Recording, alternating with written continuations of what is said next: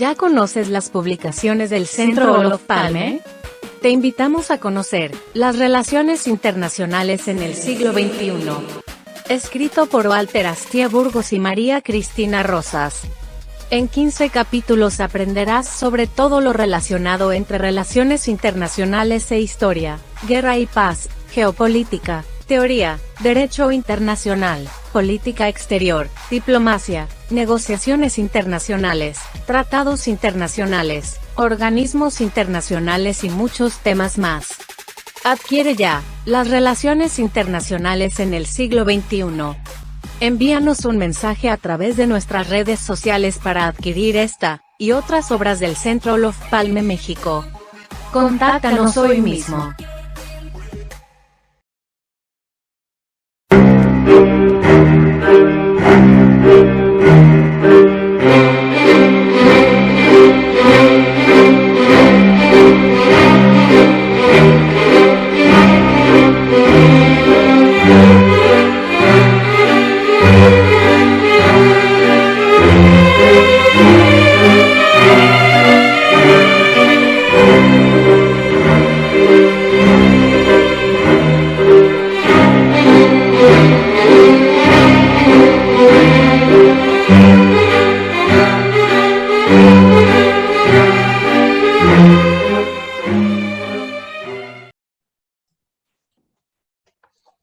Muy buenos días en México, buenas tardes en Santiago de Chile y en España.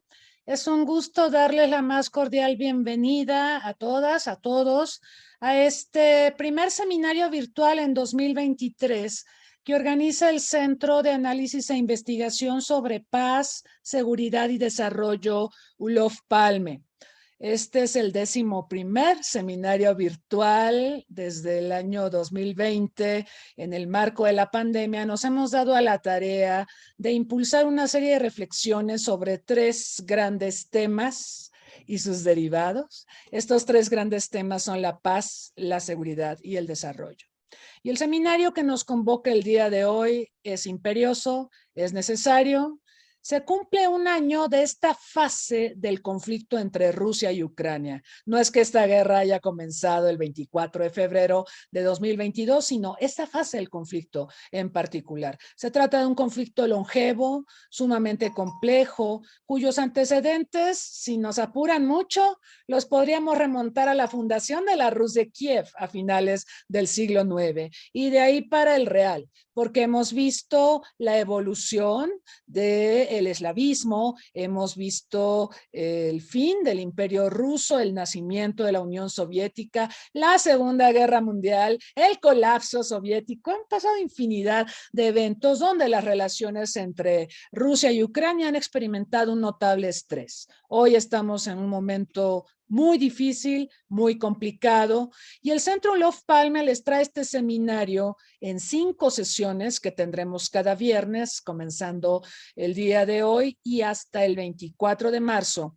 Y lo hicimos así porque pensamos que los impactos del conflicto son sumamente complejos. No podríamos agotar el análisis y no lo vamos a lograr, tengo que anticiparme a esto, en 5 sesiones. Es sumamente complejo y revisaremos diversas aristas. Hoy vamos a comenzar tratando de responder a la pregunta de cuánto cambió el mundo en este año. Hoy es el aniversario del inicio de esta etapa del conflicto y tenemos a 3 distinguidos, connotados amigos, colegas, que además son recurrentes en varios de los eventos de reflexión que ha llevado a cabo nuestro centro.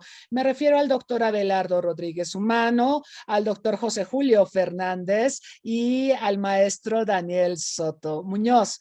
Ellos van a discurrir desde diversas partes del mundo. Tengo que decir, Daniel nos acompaña desde Santiago de Chile, José Julio se está conectando allá, ya es un poquito tarde, desde Santiago de Compostela en España, y el doctor Abelardo está aquí en la misma zona horaria que una servidora en la Ciudad de México. Pero esto fue deliberado, convocarlos a ustedes es precisamente para tener una visión más plural y más de regiones partes distintas a México. Nosotros, hacia el 24 de marzo, vamos a tener una sesión dedicada sobre todo a ver las consecuencias que tiene para México este conflicto, pero hoy vamos a tratar de hacer un análisis más global.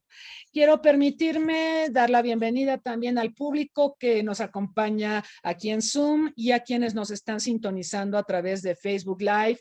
Recordarle a nuestro amable auditorio, este seminario tiene la opción a una constancia con valor curricular tras una pequeña cuota de recuperación, y para tener derecho a esta constancia con valor curricular, sí les pedimos que la soliciten a más tardar 2 semanas después de que concluyamos el seminario. Como les decía, el seminario concluye el 24 de marzo, entonces simplemente por cuestiones administrativas y de logística del Centro Olof Palme, les pedimos que quienes deseen constancias por esta sesión o por la totalidad del seminario, porque pueden hacerlo así, se dirijan a nosotros lo más rápido posible para hacer este trámite.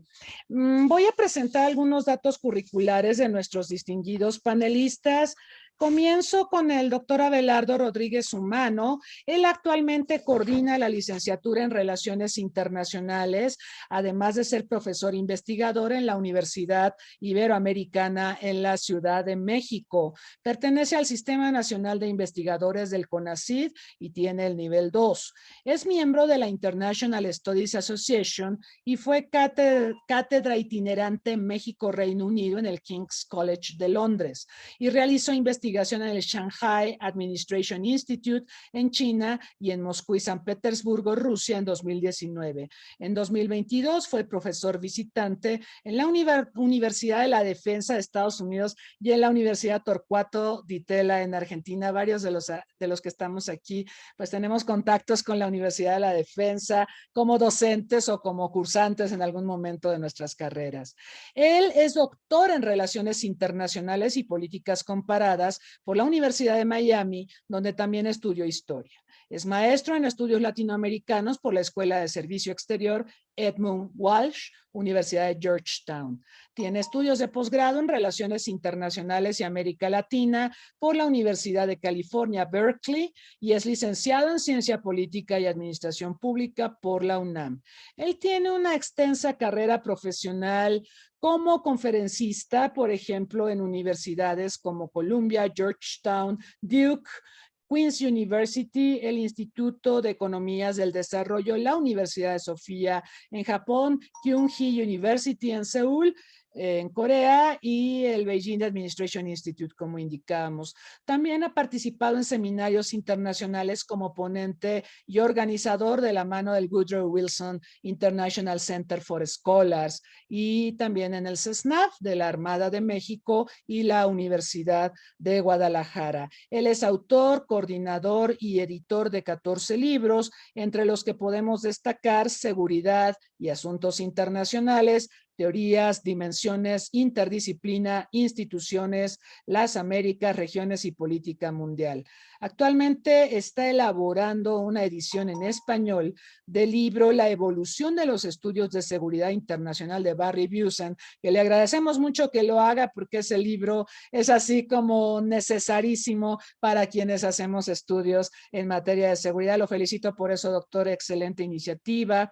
Y también su texto más reciente, se los comento, se llama Crónica de la guerra en Ucrania, y otro que se llama Ucrania, prueba de fuego para la paz y la estabilidad global, en el Anuario Mexicano de Asuntos Globales, que está en prensa. Les presento también a José Julio Fernández Rodríguez. Él es director del Centro de Estudios de Seguridad de la Universidad de Santiago de Compostela, donde es catedrático de Derecho Constitucional. Él tiene un doctorado en Derecho, en Ciencias Políticas y Sociales, en periodismo y en comunicación audiovisual, y esa es una arista muy interesante. Les cuento que el año pasado José Julio tuvo la atinada idea de organizar un seminario sobre manipulación informativa que nos venía muy bien por 2 temas. no solo esta guerra entre Rusia y Ucrania, donde se dicen tantas cosas que no son demostrables, ¿no? Hay mucha infodemia, pero también vino bien porque todavía no salimos de la pandemia, seguimos en pandemia, y la pandemia es un buen ejemplo o mal ejemplo, ¿no? Respecto a la proliferación de información no científica, no demostrable. José Julio tuvo el tino de organizar este evento en el que tuvimos el gusto de participar y está también editando una obra en forma de libro sobre el particular que esperamos aparezca pronto, porque este es el tipo de análisis que nos hacen falta para documentar de mejor manera el mundo tan revuelto en que vivimos. Él tiene una amplia producción científica en los ámbitos de los derechos humanos, la seguridad y la defensa.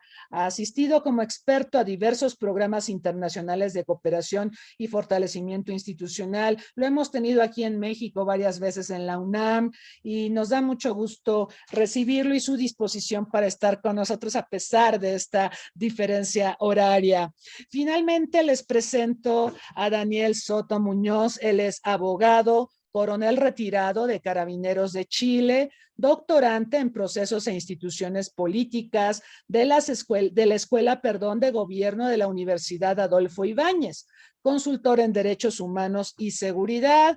Él nos dijo que no le gusta que se haga una presentación muy extensa de su currículum, pero perdón, Daniel, me voy a permitir mencionar un par de cosas más. Él es egresado del CHDS, igual que yo. De hecho, ahí nos conocimos hace algunos añitos, no muchos. Y Daniel y yo hemos coincidido con algunas preocupaciones temáticas. Por ejemplo, las misiones de paz de Naciones Unidas. Él ha colaborado en publicaciones que hemos desarrollado acá sobre el particular. Y Daniel además es muy versátil.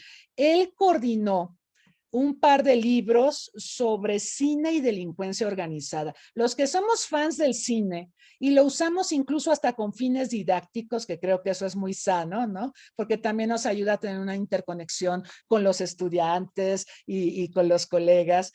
Pues resulta que Daniel publicó un par de libros donde analiza películas, por decir, no sé, Los Intocables no la analizamos porque él me dijo que era demasiado hollywoodesca, pero otras películas que se abocan a temas de seguridad y la interpretación y el contexto y la relevancia que tienen para estudiar y comprender a la compleja realidad en materia de seguridad. Daniel está por publicar el próximo mes un libro que se titula Teoría y Práctica sobre el empleo de la fuerza bajo los estándares internacionales. Sumamente pertinente. Este libro lo va a publicar Rubicon Editores en marzo de este año, el próximo mes, y pertinente porque tenemos estas discusiones ahora, ¿no? ¿Hasta dónde es válido usar la fuerza? ¿Hasta dónde es válido invocar la legítima defensa? Tenemos muchas preguntas y aquí los expertos nos van a ayudar a responderlas. Sin más, le recuerdo al público aquí en Zoom y desde Facebook Live que nos pueden formular preguntas para ponerlas a consideración de nuestros distinguidos invitados. Y ahora sí, le voy a dar la palabra a José Julio Fernández Rodríguez para que inicie la reflexión sobre estos complejos temas. Por favor, José Julio, bienvenido. Buenos días, América. Buenas tardes, Europa. Para mí es muy satisfactorio colaborar con el Centro Olof Palme una vez más y agradezco sobremanera la invitación a la profesora Cristina Rosas. Yo le di varias vueltas a cómo conectar lo que sabemos ya del conflicto de Ucrania con la pregunta que nos propone la organización: ¿cómo cambió el mundo? ¿Cómo cambió el mundo? Entonces yo lo que he pergeñado, lo que he pensado es realizar una serie de constataciones de evidencias derivadas de este último año de guerra. No quiero ir ni más atrás iré poco hacia atrás y no quiero ir hacia adelante, no quiero ser prospectiva tampoco. Quiero centrarme para inaugurar estas reflexiones en este año de guerra, aunque sí haré alguna conexión previa y posterior, para después mis ilustres compañeros de mesa pues completarán las ideas que yo no voy a entrar, obviamente, para no agotar tiempo ni agotar la sistemática de exposición.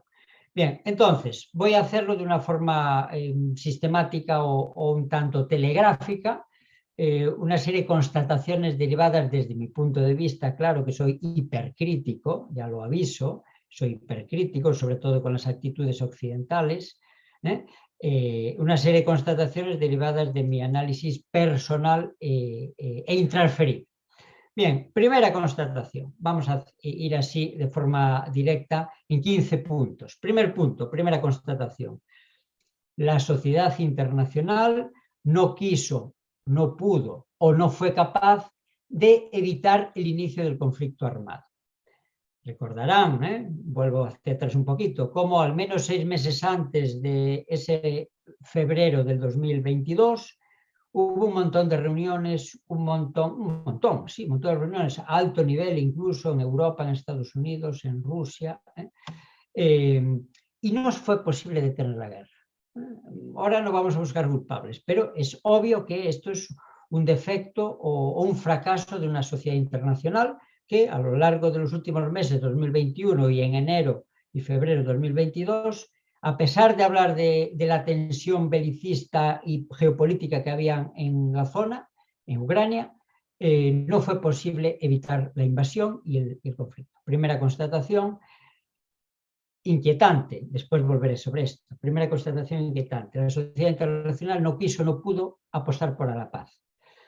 Segunda constatación, el nacionalismo ruso es belicista, es expansionista, no olvida el pasado soviético ni el pasado incluso zarista, aunque parecen contradictorios a nivel político, el zarismo y lo soviético, y recela de Occidente, sobre todo recela de la OTAN, pero la OTAN gran parte es también Unión Europea, más el aliado gringo. Y yo diría en esta constatación, con algo de razón, un poquito hacia atrás, ¿no? Cuando cae el muro de Berlín, desaparece la Unión Soviética, Yeltsin y compañía abrieron la mano a Europa, querían ser nuestros socios, y los halcones del Pentágono, los halcones de la Casa Blanca, no dejaron a Europa que fuera socia de Rusia. Llevamos la OTAN hasta las fronteras de Rusia, Polonia, Lituania, Letonia, Estonia, y eso generó con un ultranacionalista como Putin pues una animadversión hacia Occidente exagerada, violenta, como se ha demostrado, pero con parte de razón a nivel geopolítico. Tercera constatación. Me centro ya más en la guerra y dejo las cuestiones más amplias para los otros ponentes. Tercera constatación. En los primeros meses de guerra, ya al principio, ¿no? Febrero, marzo, abril, mayo, en la primera fase de la guerra, cuando Rusia quería conquistar Ucrania y hacer caer el gobierno, pues ya se evidenció las debilidades de sus fuerzas armadas. Esa debilidad fue la que cambió la estrategia del Kremlin, ¿no? De ocupar todo el país. La idea inicial de hacer cambiar el gobierno, pasaron en una segunda fase a centrarse en el este y en una zona, digamos, de colchón al norte de Crimea, esa zona de Mariupol, bueno, ese colchón al norte de Crimea. Esto sorprendió a muchos analistas, ¿no? Occidentales. Yo he visto muchas sorpresas de esta debilidad militar rusa, a nivel organizativo sobre todo y a nivel de intendencia sobre todo, ¿no? Tampoco las armas que se prometían eran tan sofisticadas, ni se llevaron los famosos carros de combate Armata, no se llevaron porque era una fake news. Era una fake news, era manipulación informativa del Kremlin.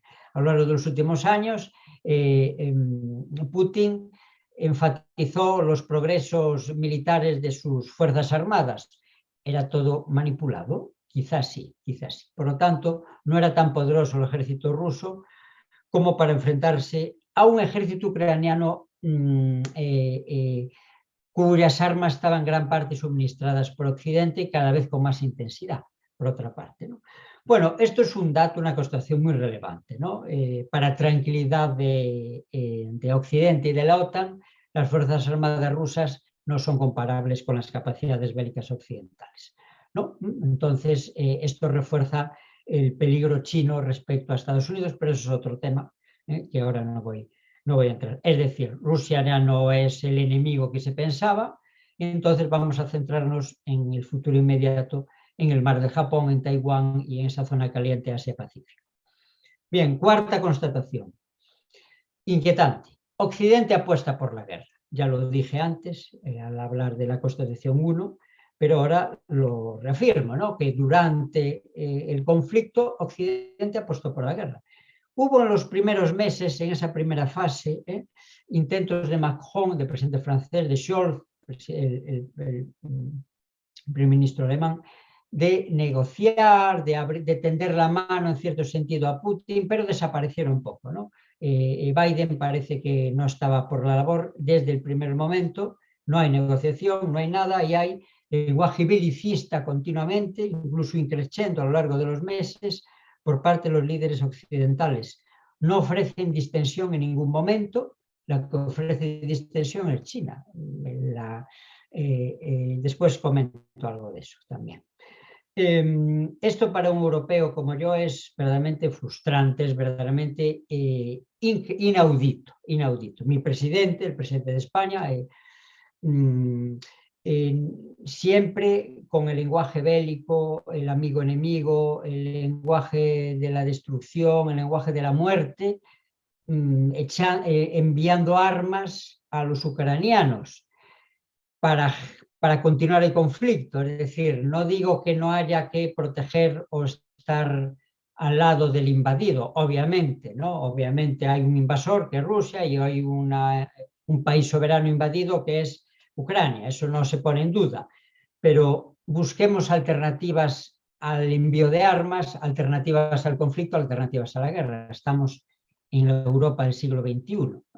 Esto me lleva a la quinta constatación, que a nivel geopolítico y geoestratégico parece que aún estamos en el siglo XX. Es decir, parece que la lógica de la paz y la lógica de los derechos humanos sigue siendo secundaria, como fue en la Primera Guerra Mundial, en la Segunda, en la Guerra de Corea, en la Guerra de Vietnam, etc., ¿no? En la invasión de Irak, en las dos guerras del Golfo, como fue con la caída de Gaddafi, como está siendo en Siria. Es decir, 2023, ¿no era momento ya de que la lógica de la paz y de los derechos humanos fuera la prioritaria? Pues parece que no, ¿no? Y las democracias occidentales, la Unión Europea a la cabeza, pues aún están instaladas sorprendentemente en el siglo XX, para mi sorpresa.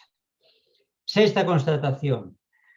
La involucración de Occidente ha ido creciendo. Primero dábamos armas defensivas, bueno, esto es un poco eufemismo, ¿no? Pero bueno, entre comillas, ¿no? El coronel Soto lo explicaría seguramente mejor, ¿no? Primero dábamos armas defensivas y ahora desde hace ya, bueno, desde enero, ya se ofrecen armas ofensivas, básicamente dos, los Leopard alemanes y los Abrams, los carros de combate norteamericanos. Parece que hay una discusión si vamos a dar Occidente, la OTAN, vamos a dar aviones o no, sobre todo F-16 o no. Eso está sobre la mesa discutiéndose. ¿Esto por qué se produce? Por la debilidad rusa. Aquí me interrogo a mí mismo.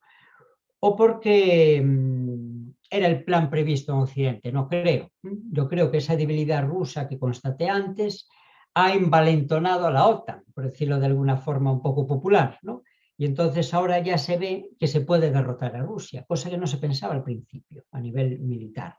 Se pensaba en minorar la invasión rusa, pero ahora se piensa en derrotarla.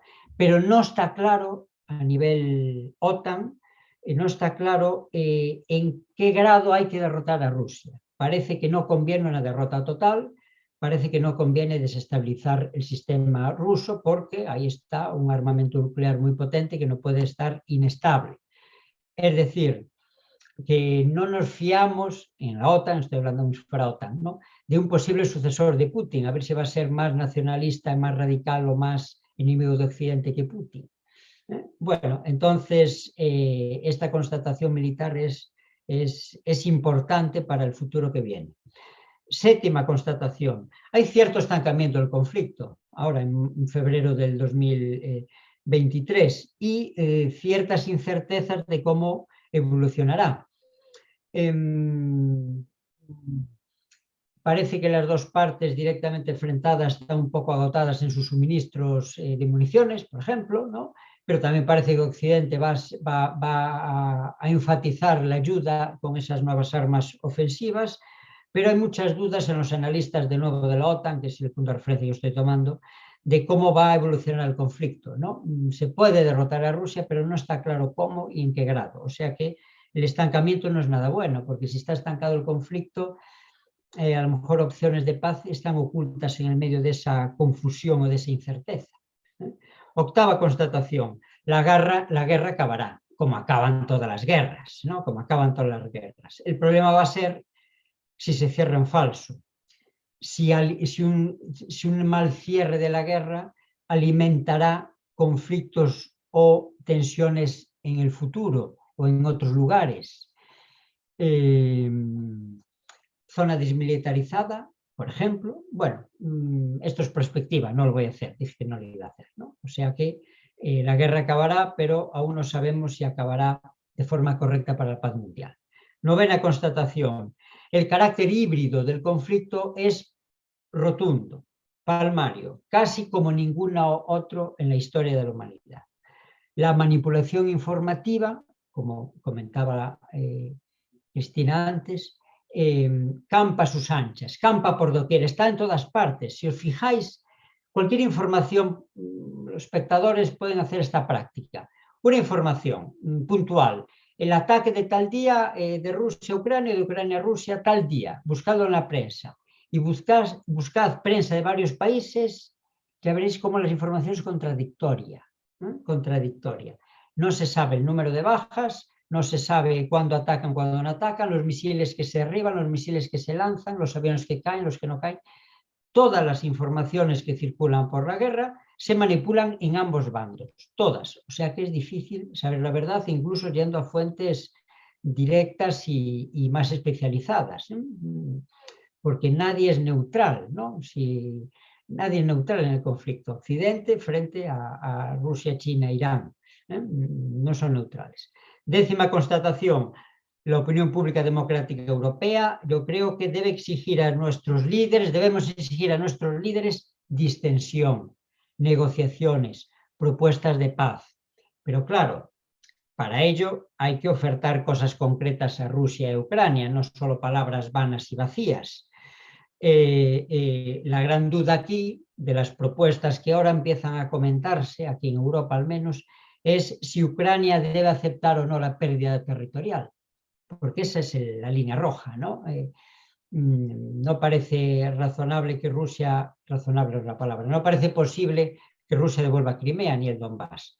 Entonces, ¿es necesario que Ucrania renuncie a ese territorio para la paz o no? Bueno, esto es una duda, pero está claro que ya se sabe o ya es posible cómo avanzar en la distensión, eliminando sanciones, retirando sanciones a Rusia. Eso sería un elemento de distensión muy relevante en este momento en el que China parece dar una mano.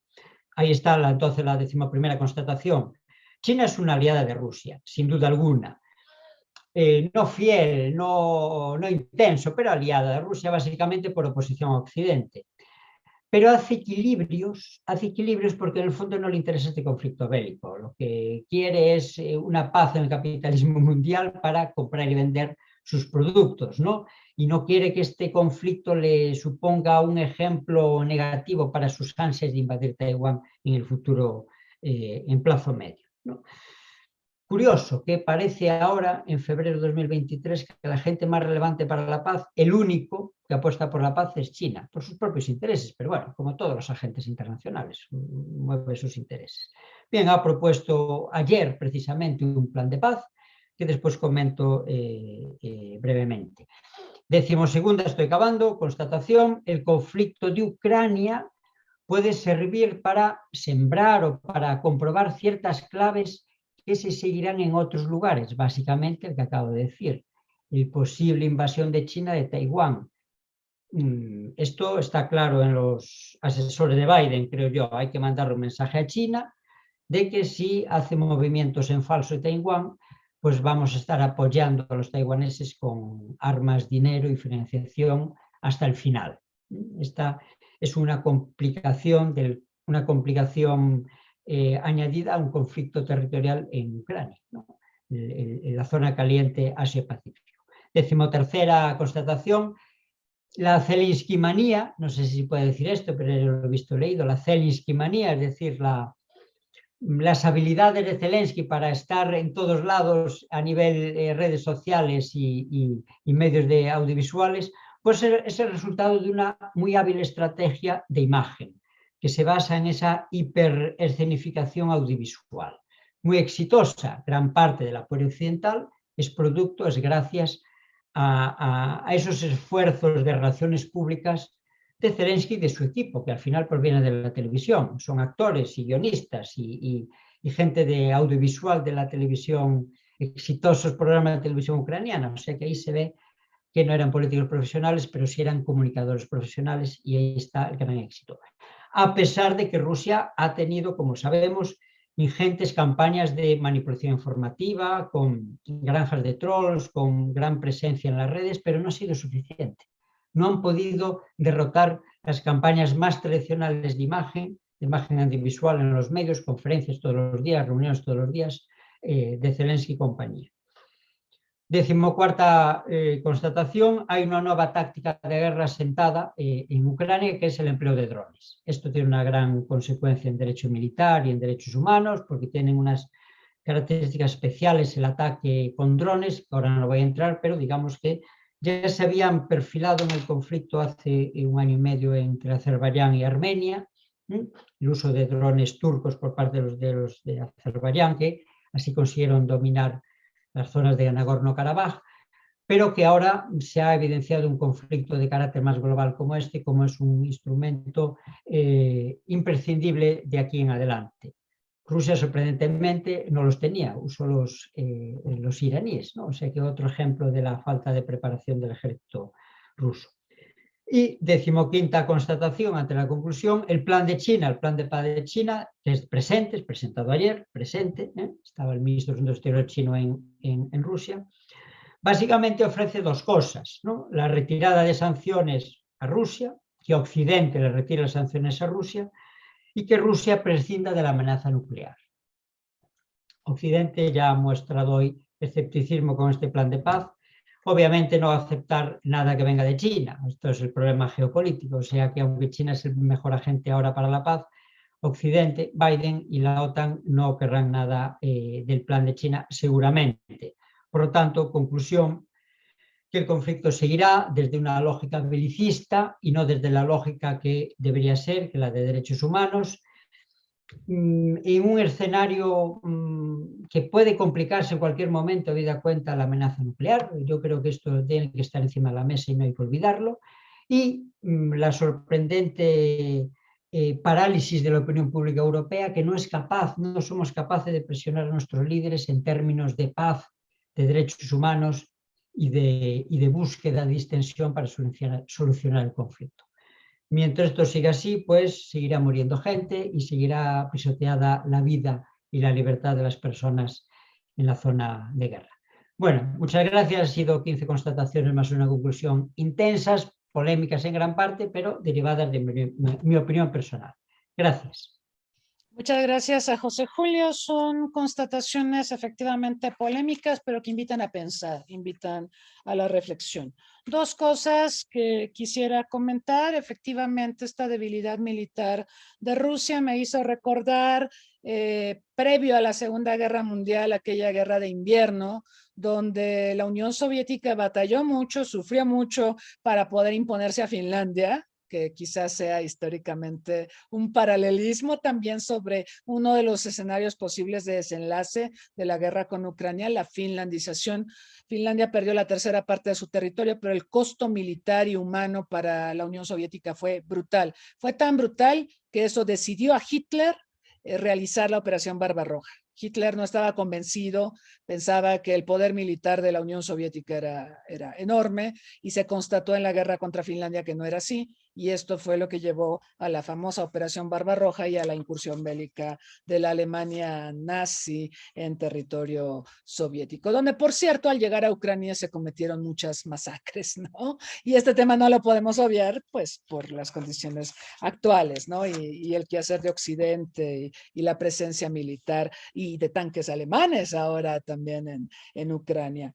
Otro aspecto que quisiera destacar de lo expuesto por José Julio es el empoderamiento de la opción nuclear, pero no solo respecto a Rusia, sino también respecto a otros actores. Bueno, Estados Unidos el año pasado, Biden dio a conocer las Nuclear Estimates y ahí se anuncia que el stock nuclear de armas estratégicas que posee Estados Unidos ya no es un buen disuasor, que ahora hay que desarrollar mini nukes, hay que desarrollar pequeñas armas nucleares como esas que fueron lanzadas sobre Hiroshima y Nagasaki de 16, 18, 20 kilotones y se les está asumiendo como opción de combate.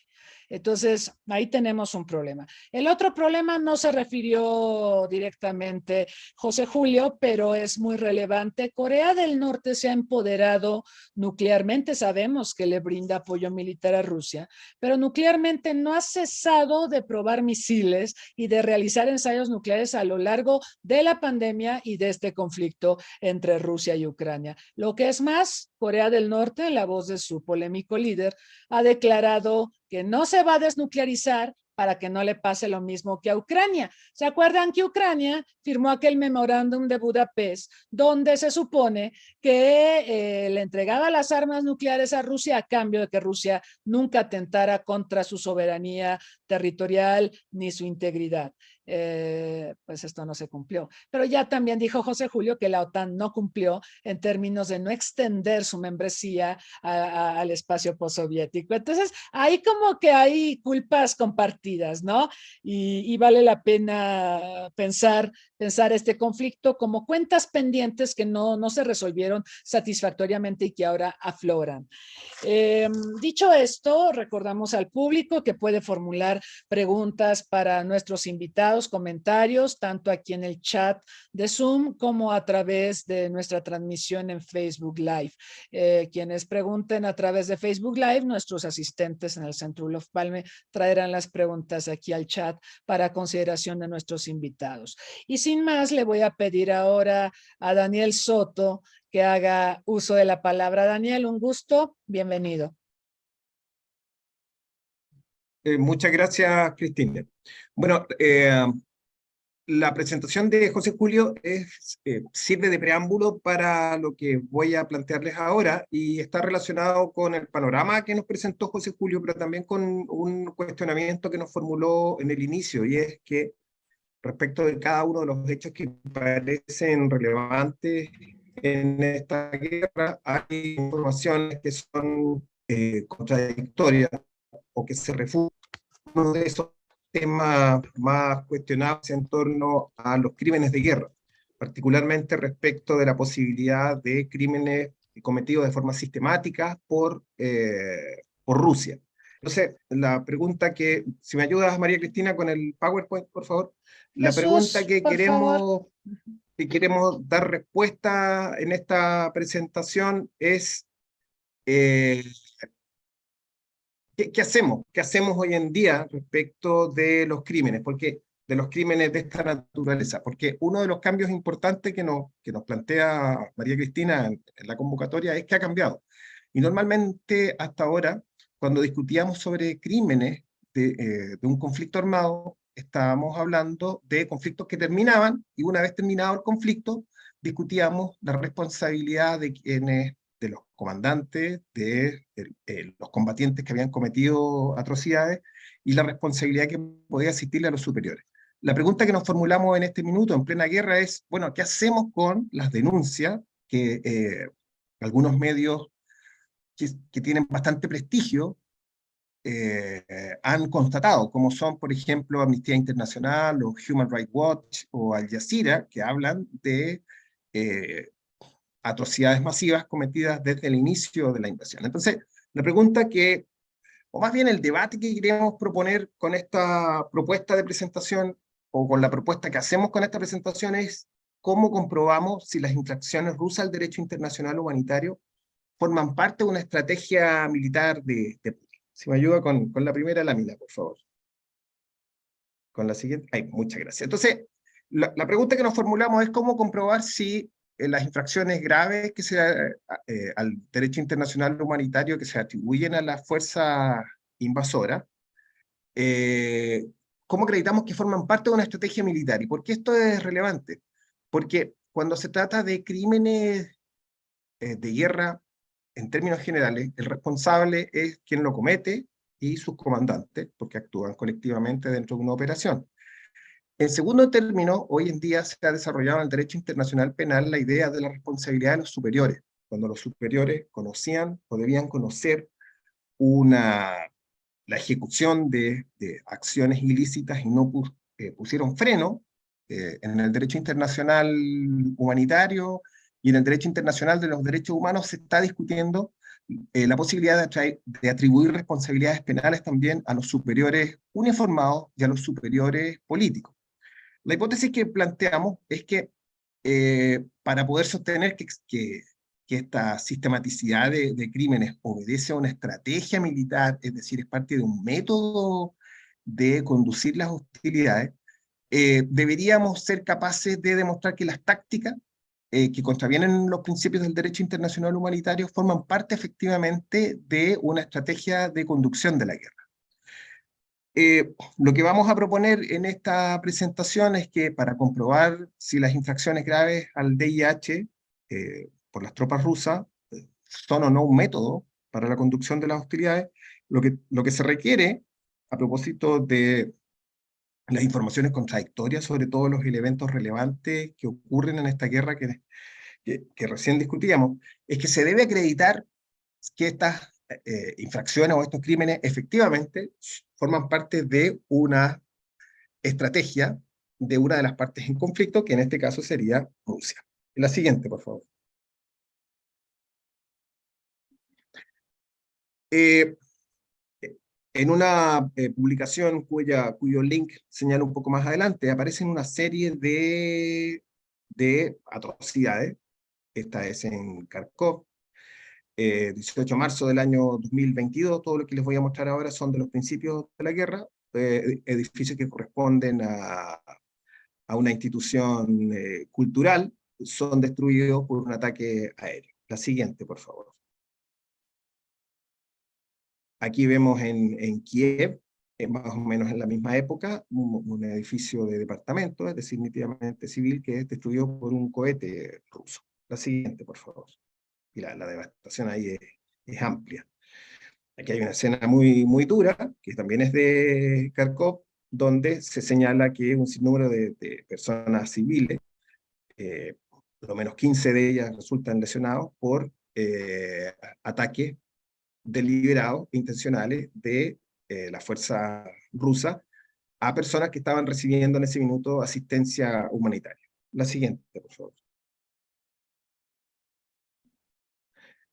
En esta localidad de Bucha vemos ya una actuación policial para identificar la comisión de estos crímenes. Vemos que se reportan 58 civiles muertos en la ciudad. La siguiente, por favor. Y finalmente la última imagen que le queremos mostrar es de la ciudad portuaria de Mariupol, 27 de febrero, es decir, un par de días después de la invasión. Se reportan sinnúmeros de personas civiles muertas, y aquí tenemos una niñita cuyo cuerpo descansa finalmente en el hospital de la localidad. La siguiente, por favor. Entonces, para poder dar respuesta a esta interrogante de si estos crímenes forman efectivamente tácticas de una estrategia rusa, deberíamos distinguir primero cuáles son los límites jurídicos para la guerra. Existen un sinnúmero de principios que derivan de lo que se denomina el derecho internacional humanitario, o derecho internacional de los conflictos armados, o derecho de la guerra, pero normalmente los tres principios más relevantes, donde existe consenso, son los siguientes. De acuerdo al principio de distinción, es lícito dar muerte a un enemigo, a un combatiente, pero es ilícito dar muerte o causar lesiones a una persona que no participa activamente en las hostilidades, a una persona que no es combatiente. Entonces, esto establece como consecuencia la obligación de garantizar la vida y la integridad de las personas civiles, y obliga a los combatientes, a los jefes militares, a orientar la destrucción a objetivos militares. El principio de limitación plantea que efectivamente, dado que existe una distinción entre combatientes y no combatientes, las hostilidades deben centrarse en combatientes y en objetivos militares. Y el principio de proporcionalidad nos plantea que la guerra no se desarrolla válidamente en grandes magnitudes, sino con propósitos específicos. El propósito de la guerra es neutralizar la capacidad de combate del adversario, y se debe privilegiar tomar prisioneras a las personas, a darles muerte, o a darles muerte a hacerla sufrir. Y uno de los elementos importantes es que se puede aplicar tanta fuerza sea necesaria para conseguir una ventaja militar. O en otras palabras, se puede emplear fuerza en la magnitud mínima necesaria para cumplir con la destrucción de un objetivo militar. Y la proporcionalidad implica como consecuencia que el daño colateral, es decir, el daño a personas que no participan activamente de las hostilidades, debe reducirse al mínimo. Esos son los tres principios generales del derecho internacional humanitario. Entonces, si nosotros queremos identificar si determinada acción o no de combate es ilícita, debiésemos poder acreditar con los antecedentes básicos penales, documentales, testimoniales, periciales, que han ocurrido determinados hechos dentro de un contexto de conflicto armado, pero luego si queremos identificar efectivamente la naturaleza ilícita desde el punto de vista del derecho internacional humanitario del hecho, y atribuir responsabilidades tanto a los combatientes, a los comandantes, como a los superiores, tenemos que ir identificando cada uno de estos, si el hecho ilícito contraviene algunos o varios de los principios del derecho internacional humanitario. Veamos, por favor, la siguiente lámina. ¿Qué infracciones se pueden cometer en una guerra, y que son las que se atribuyen a la fuerza invasora, principalmente? Las fuerzas ucranianas también han sido objeto de reproche por crímenes de guerra, pero no de forma sistemática.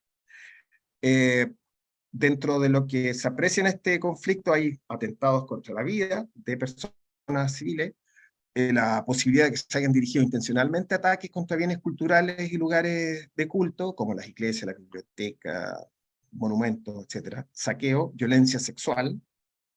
El Comité Internacional de la Cruz Roja constató violencia sexual en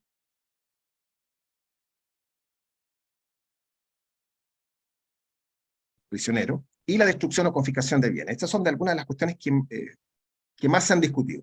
Ahora, ¿de dónde surgen estas normas que denominamos el derecho internacional humanitario? Surgen de lo que se denomina el derecho de la Haya y el derecho de Ginebra, a principios del siglo XX, y los principales instrumentos son los que aparecen en este recuadro, que son básicamente las convenciones de Ginebra, los protocolos adicionales y el Estatuto de la Corte Penal Internacional.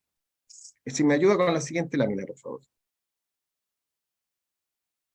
Entonces, para verificar si una determinada actuación es o no un ilícito dentro del derecho internacional humanitario, debemos recabar pruebas que permitan identificar la autoría y la participación. ¿Por qué autoría y participación? Porque hablamos de autor, cómplice, encubrido. Entonces debemos reunir antecedentes que permitan comprobar la autoría y participación de quien ejecute el acto, el combatiente, quien ordenó su ejecución, los comandantes militares, y quienes conducen estratégicamente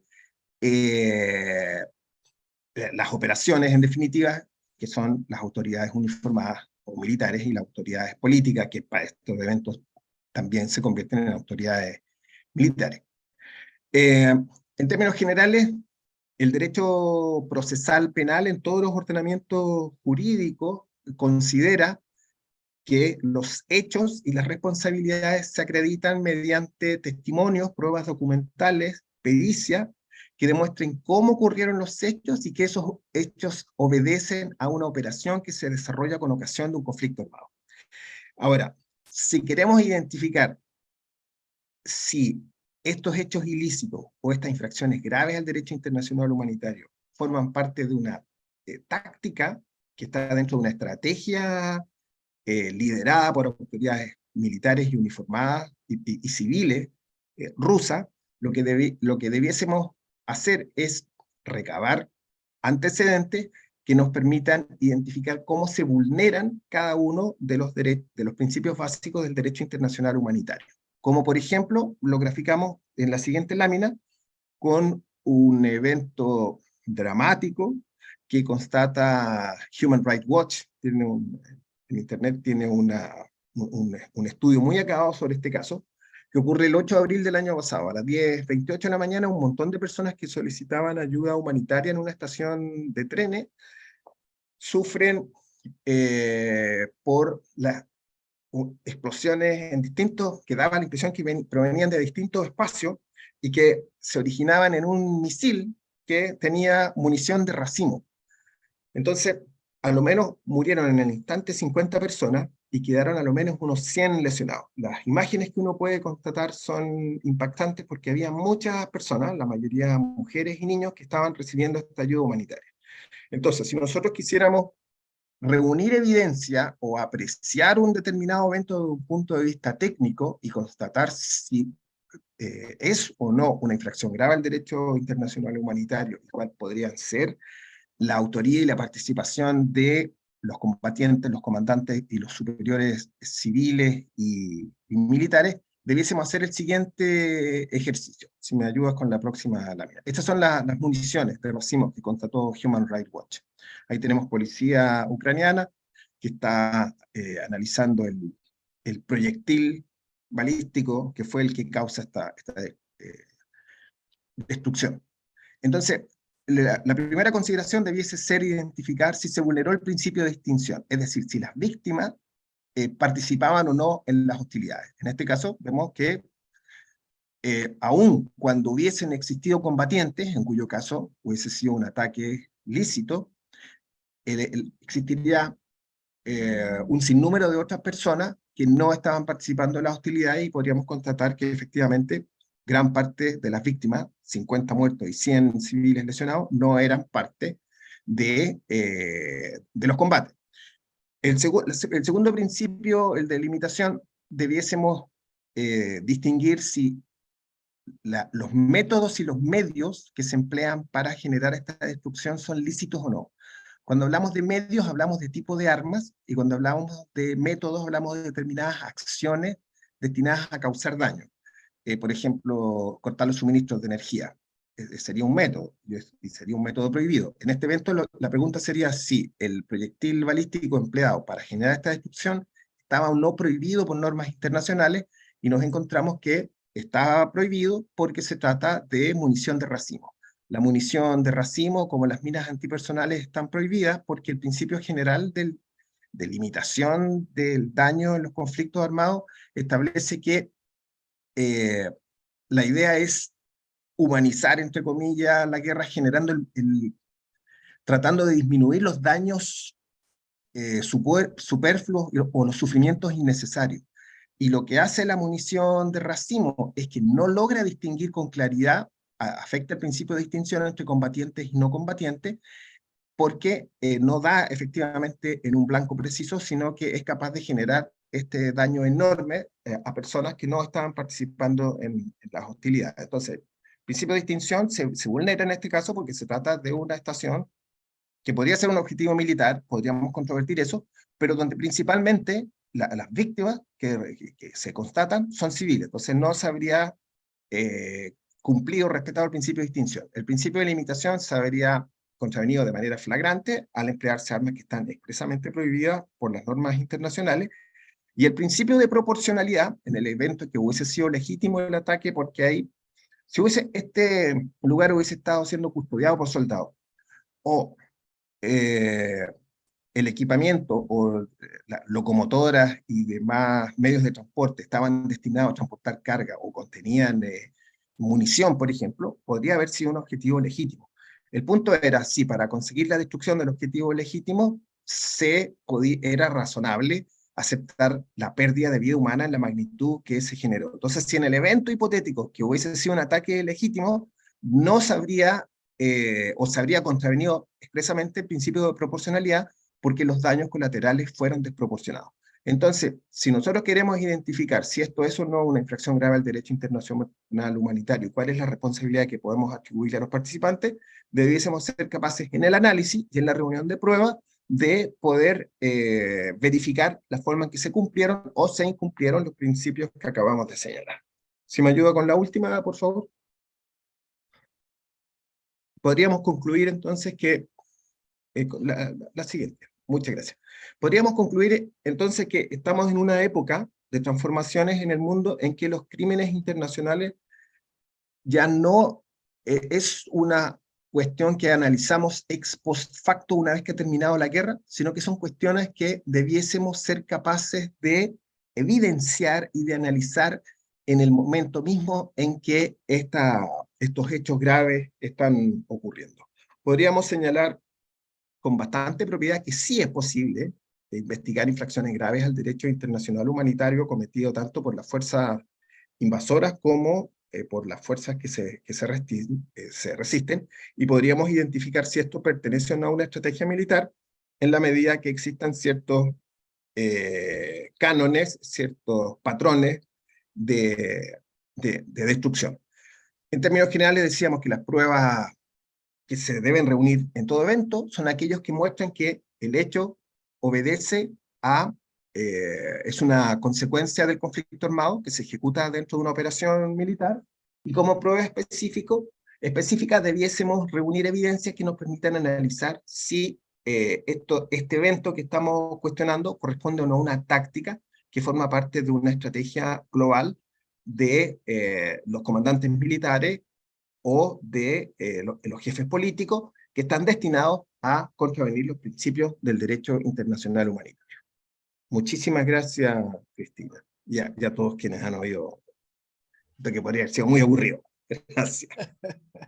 Muchas gracias, Daniel, por esta reflexión sobre infracciones rusas al derecho internacional humanitario y cómo documentar si se trata de una táctica que responde a una estrategia militar para buscar la victoria. El ataque a civiles, pues es, digamos, el origen del derecho internacional humanitario. Estos principios a los que hacía alusión Daniel, la distinción, la limitación y la proporcionalidad, han sido torales para tratar de dilucidar si efectivamente se está atacando a objetivos civiles que, o sea, no están combatiendo, no, porque hay civiles que pueden tomar las armas para defenderse. Y por otro lado, qué tanto en un momento dado se puede afectarlos por las acciones bélicas del atacante, ¿no? Ahora que hablaba él de dirigir ataques contra bienes culturales, esto ya parece una terrible costumbre internacional. Me acordé mucho cuando escuchaba a Daniel del ataque a la biblioteca de Sarajevo, ¿se acuerdan? O sea, ¿qué utilidad militar puede tener el destruir una biblioteca? ¿No? No es un objetivo militar, no es una fábrica de armas, sino que es memoria de un pueblo. O sea, la biblioteca de Sarajevo albergaba testimonios históricos sobre esa localidad, sobre culturas que se han asentado en las inmediaciones, y quedó reducida a cenizas. Y como esto hemos visto lamentablemente muchos incidentes donde el ataque a bienes culturales se convierte también en ataques a la memoria histórica de los pueblos. Se busca borrar su memoria, y por eso también, Daniel, se habla ahora mucho del memoricidio, ¿no? No solo se habla del genocidio, sino de un tipo específico de borrar retomar la memoria cultural de los pueblos. Pero bueno, lo que hemos visto en esta incursión bélica de Rusia en Ucrania parecería corroborar que efectivamente hay una táctica deliberada de atacar, de dirigirse hacia objetivos civiles, precisamente para mermar las capacidades de Ucrania, para desmoralizarla sobre todo y eventualmente que esto coadyuve a la victoria de los atacantes. Sin embargo, lo novedoso que nos plantea Daniel es poder documentar estos abusos, no cuando ya concluyó o cuando hay un cese de hostilidades en torno a este conflicto, sino poderlo documentar en el momento. Ese es un gran desafío. Las imágenes que nos mostró son desgarradoras, pero efectivamente ya son un testimonio que tenemos al alcance para reflexionar sobre las consecuencias humanitarias de este conflicto. Y es una variante también importante en esta mesa porque hemos hablado de consideraciones políticas, quizá de algunos efectos económicos, de la confrontación ideológica, pero el derecho internacional humanitario es un componente toral para el análisis de la situación que estamos revisando y que nos convoca este día. Muchas gracias a Daniel Soto. Le reitero a nuestro público, aquí en Zoom y a quienes nos están siguiendo a través de Facebook Live, que formulen sus preguntas. Ya estamos recibiendo varias aquí. Y sin más, le voy a solicitar al doctor Abelardo Rodríguez que haga uso de la palabra. Bienvenido, por favor. Sí, gracias, doctora María Cristina Rosas. Muchas gracias al Centro Olof Palme por esta amable invitación. Saludo a mis colegas en España y en Chile, y por supuesto al auditorio que nos sigue vía Zoom y Facebook Live. Creo que me permito felicitar a la doctora nuevamente por esta convocatoria siempre tan pertinente y tan acuciante en el sentido de hacer una pausa en este conflicto en marcha a un año, muy oportuno, de esta terrible guerra en Ucrania.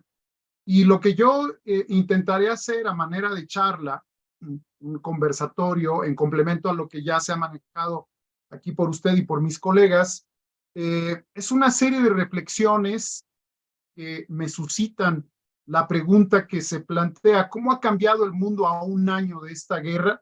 Y recordar cambio y continuidad, teoría y procesos de toma de decisiones y la manera como el mundo se va transformando, que tiene como epicentro indudablemente la guerra en Ucrania. Recordaremos que estábamos el mundo tratando de dar respuestas desde distintas visiones y desde distintas perspectivas a la situación pandémica.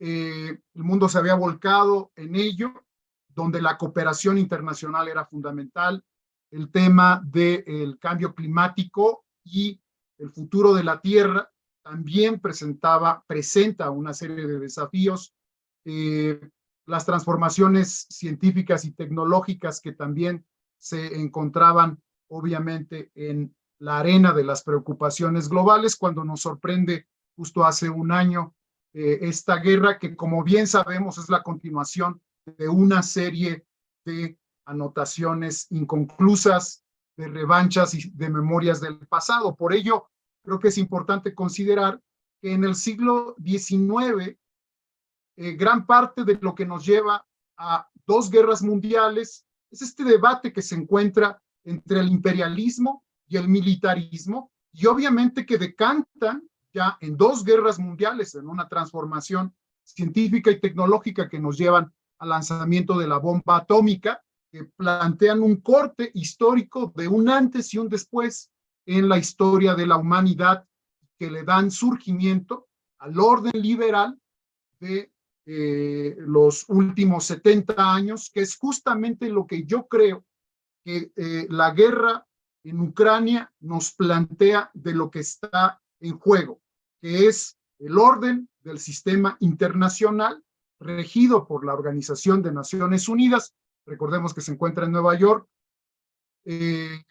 la misma formación de la OTAN que nació para contener y acotar la expansión de la Unión Soviética, la formación del Comando de Defensa Aeroespacial de América del Norte, que estaba viendo los canadienses y los americanos de un posible ataque por el Ártico de manera aérea por parte de los soviéticos. Para eso nació, al igual que la OTAN.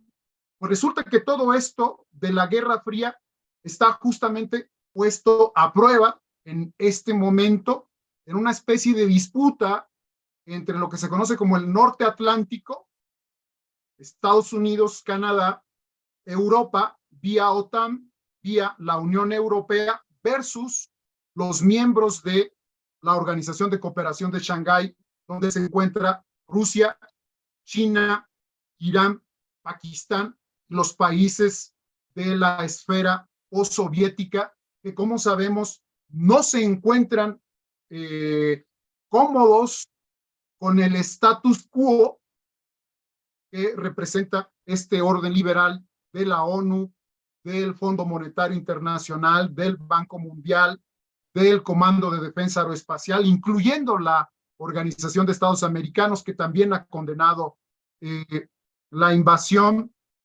Por supuesto, también la alianza de los países de Five Eyes que componen la alianza anglosajona por excelencia, Estados Unidos, Reino Unido, Canadá, Nueva Zelanda y Australia, que también se ha volcado completamente en contra en distintas posiciones, ya sea desde el lado de la inteligencia, ya sea desde el ámbito diplomático y militar, o ya sea desde el ámbito de la cooperación en el marco de el Comando de Defensa Aeroespacial de América del Norte y la Alianza Euroatlántica vía la OTAN.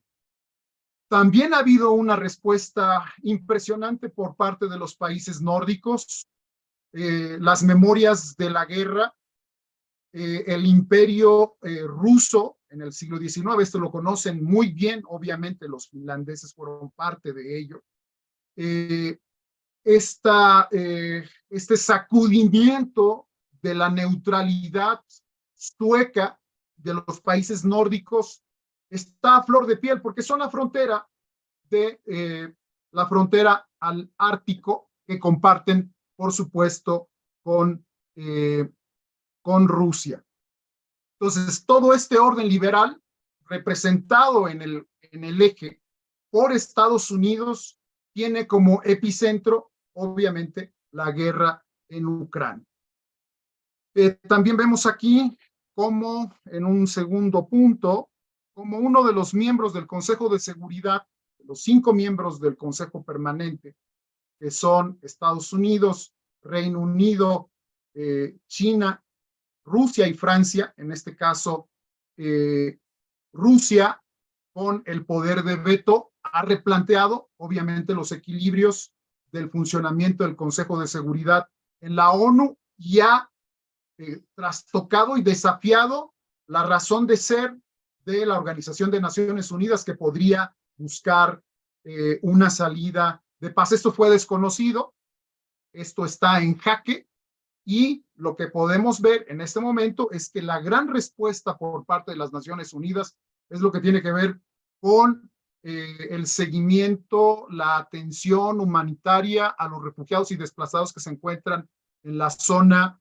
postsoviética y europea, y obviamente alrededor del mundo, con cerca de 7.7 millones de desplazados, una cifra tremenda en este último año.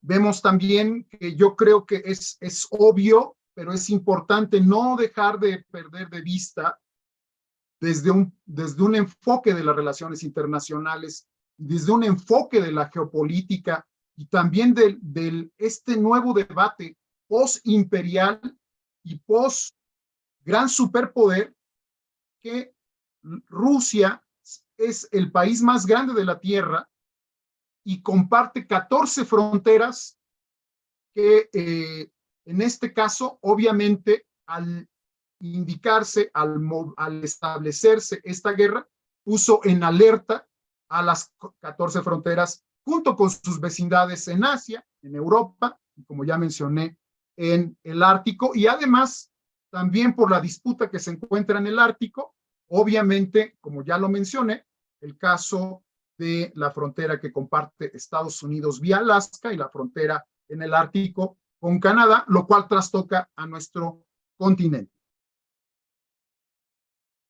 Y un elemento que a mí me llama mucho la atención, hay un debate muy fuerte a nivel global de que Rusia no tiene la capacidad de ser una gran superpotencia porque tiene un déficit en el marco de su Producto Interno Bruto, porque no tiene el tipo de desarrollo científico y tecnológico que tiene Europa o que tiene Estados Unidos o que tiene China, etcétera, que es la 11ª o 12ª economía del mundo. Sin embargo, es el país que tiene el mayor arsenal nuclear del planeta.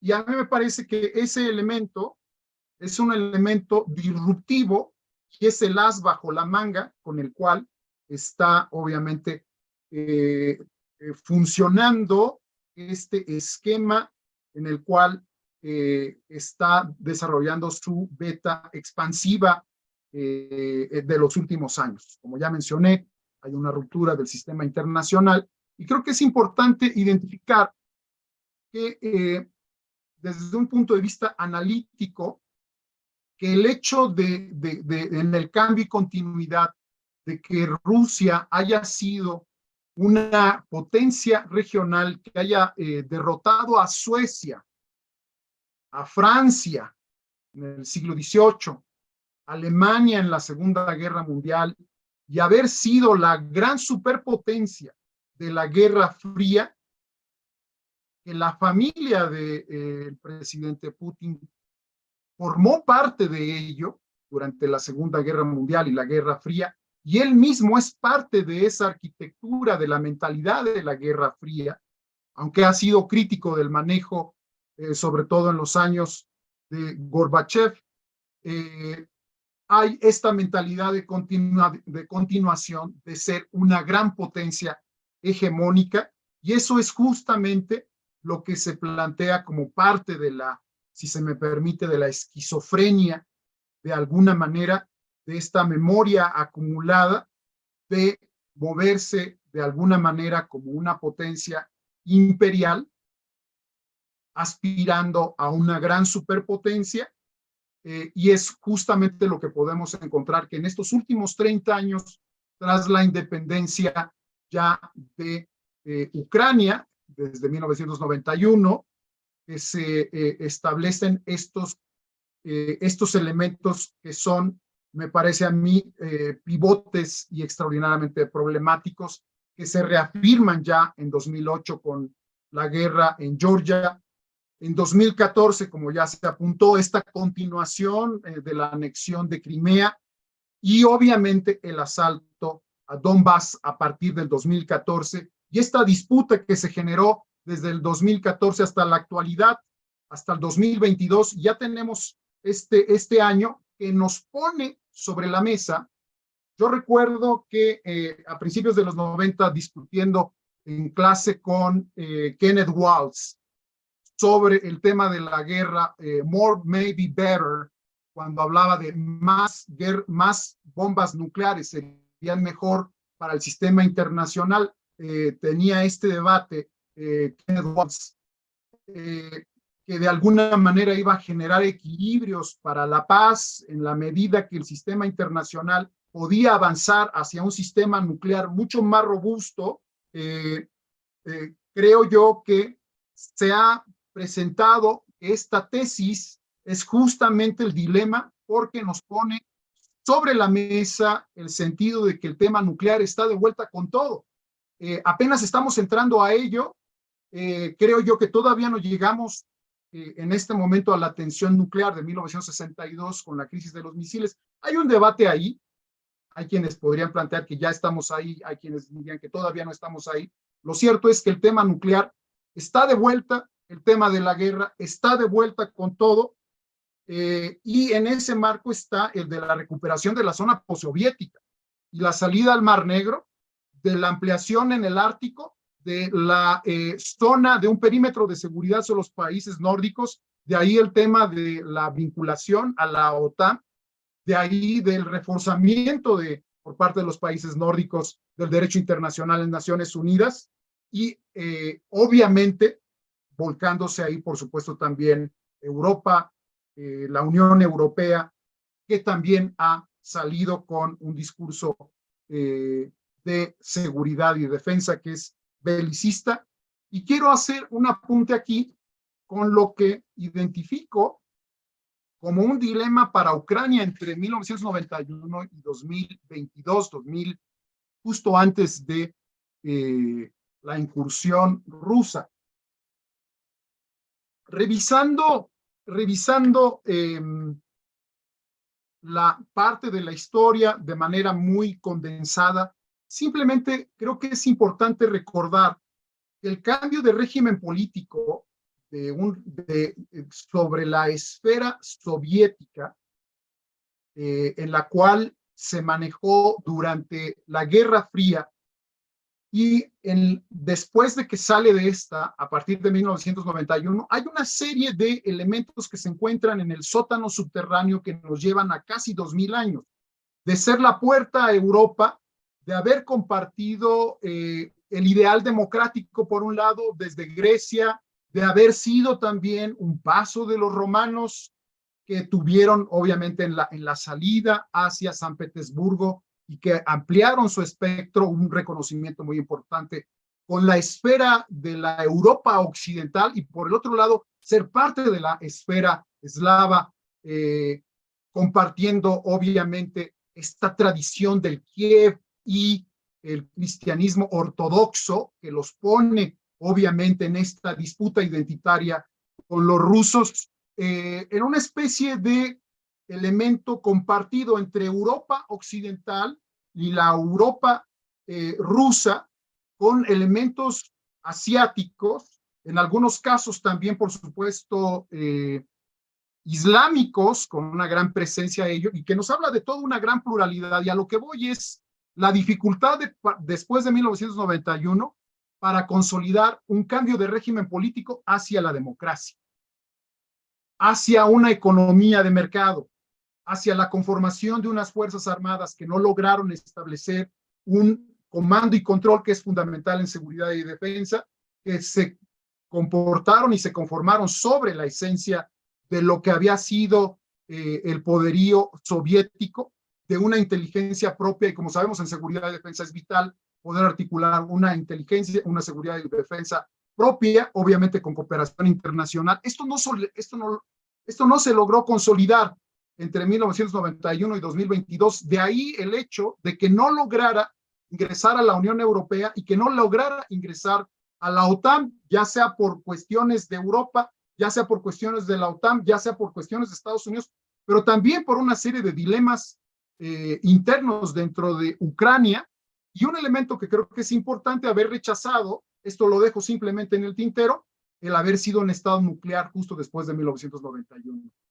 Habría que ver si hubiese portado armas nucleares, si hubiera pasado ello. El asunto es que lo rechazó desde 1994, y esto, como sabemos, visto en la perspectiva de cambio y continuidad, pues fue un elemento también importante para la posibilidad de ingreso a la Unión Europea. Para ir perfilando, dejo simplemente ahí este tema de la ausencia de consolidación de un Estado nacional en un área geopolítica cambiante, en un área geopolítica de ascenso por parte de Rusia desde 2008, también por parte de Irán, y que obviamente va trastocando todos estos elementos. Entonces, bueno, simplemente dejo apuntado esta cuestión acá. El tema de Estados Unidos, como sabemos, se ha volcado en el último año a Europa, tomando como caso la guerra en Ucrania. De hecho, el gran debate en Washington el año pasado era que se iba a concentrar exclusivamente su doctrina de seguridad nacional en la contención de China. Hubo una crítica muy fuerte prácticamente en todos los centros de inteligencia, de seguridad y defensa, universidades, en la misma prensa, de la publicación tardía de la doctrina de seguridad nacional, y vino un reacomodo para incluir a Rusia, incluir nuevamente incluso a Corea del Norte, y una visión comprensiva mucho más amplia en la cual también entró, por supuesto, el Indo-Pacífico y una redefinición hacia el área a la gran área de Asia-Pacífico, de tal suerte que no se concentró exclusivamente en China, y ya hay un contrapeso donde las tres principales amenazas van a ser China, Rusia y Corea del Norte. Lo cierto es que visto desde América Latina y desde México, ese es un debate que tenemos aquí desde la cooperación interamericana, de las relaciones América Latina, Estados Unidos, etcétera. Si ya estaba abandonada América Latina, con esto queda claro que quedó en el olvido prácticamente, y ha sido no solamente por una trayectoria distinta, esto viene de los últimos 20 años, China le está comiendo el mandado a los estadounidenses y la doctrina Monroe está siendo completamente resquebrajada. China ya es el segundo socio comercial, o en algunos casos el primer socio comercial de América Latina. No es así el caso de México, pero sí, sobre todo en Sudamérica, Chile, Argentina, Uruguay, Brasil, Venezuela, etcétera. Vemos cómo cambió esto y cómo va a seguir cambiando, porque queda claro que Estados Unidos ha abandonado en la práctica Sudamérica, América Latina, y se ha volcado junto con los británicos, los canadienses, los países miembros de Five Eyes, Unión Europea y OTAN a la contención de Rusia. De esta manera voy cerrando mis aproximaciones muy rápidas. Elaboré junto con mis asistentes un documento para esta conferencia, pero lo que quiero hacer es sobre todo un punteo, igual como apuntó el doctor Julio Fernández, un punteo muy telegráfico. Y lo que sí podemos constatar también es este aumento a un doble en el gasto de defensa. Prácticamente ese es el debate que se está dando en Bruselas por parte de la OTAN, este aumento de prácticamente al doble. Y para ir cerrando, concluyendo, me permito hacerlo desde una perspectiva de hipótesis de trabajo hacia el futuro. Estamos todavía en un marco convencional de la guerra, donde están participando también elementos de cuarta y quinta generación, apoyados sobre todo por los estadounidenses, por los alemanes, por los británicos, a las fuerzas especiales de Ucrania, que se prepararon fundamentalmente desde el 2014 con apoyo occidental. Vemos que esto es lo que ha permitido una respuesta importante, una defensa de la seguridad nacional, la defensa de Ucrania, que no fue finalmente anexado, o en este caso derrotados en la guerra.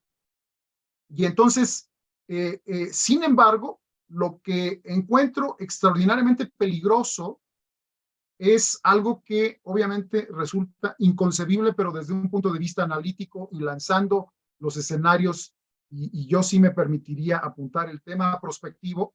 Creo yo que el tema nuclear no lo podemos dejar de vista, de una crisis nuclear todavía mayor. Este es uno de las principales preocupaciones de la Asociación de Científicos Atómicos que están siguiendo esto. Es una preocupación también de los sistemas de inteligencia en Five Eyes, en los sistemas de inteligencia y seguridad nacional en Washington, y que creo yo que no podemos, por obvias razones, dejar de ver en el tintero. ¿A quién le interesaría un escalamiento mayor de esta guerra? Hay muchas hipótesis con respecto de ello. Y por último, creo yo que aquí la cooperación internacional para el desarrollo, para la ciencia, para la tecnología, para la salud, próximas pandemias que vengan en el camino. Y este es uno de los debates, creo yo, más importantes en la teoría del gran superpoder. Recordemos que en la Guerra Fría hubo una cooperación entre estadounidenses y soviéticos en el espacio para una cooperación que tenía que ver con la carrera espacial, y hubo ese elemento. Ahora estamos muy alejados de esa cooperación internacional, de amenazas que puedan poner en jaque la misma existencia de la humanidad, como es el último elemento con el que cierro, que es el gran debate sobre la sexta extinción masiva y la afectación a los ecosistemas del planeta. Creo que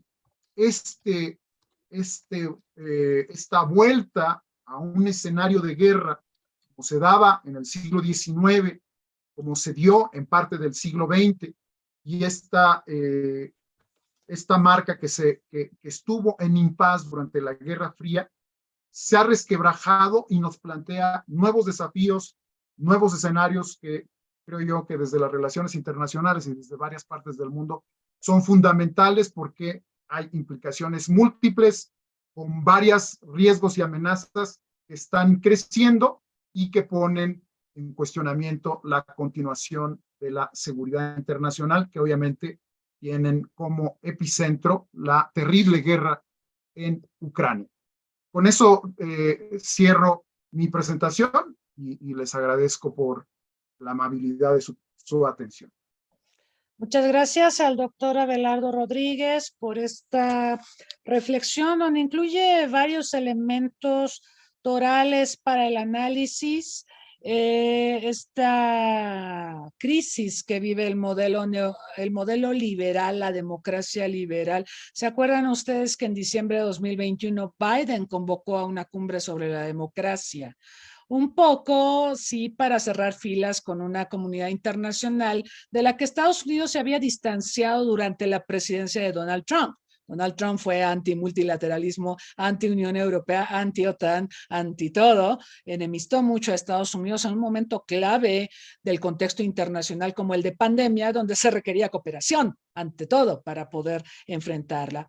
Y un poco Biden busca resarcir el daño, reiterar el valor de la democracia, y también esto con un destinatario interno. Estados Unidos también ha vivido su propia crisis democrática, la toma del Capitolio aquel 6 de enero de 2021, no lo podemos pasar por alto.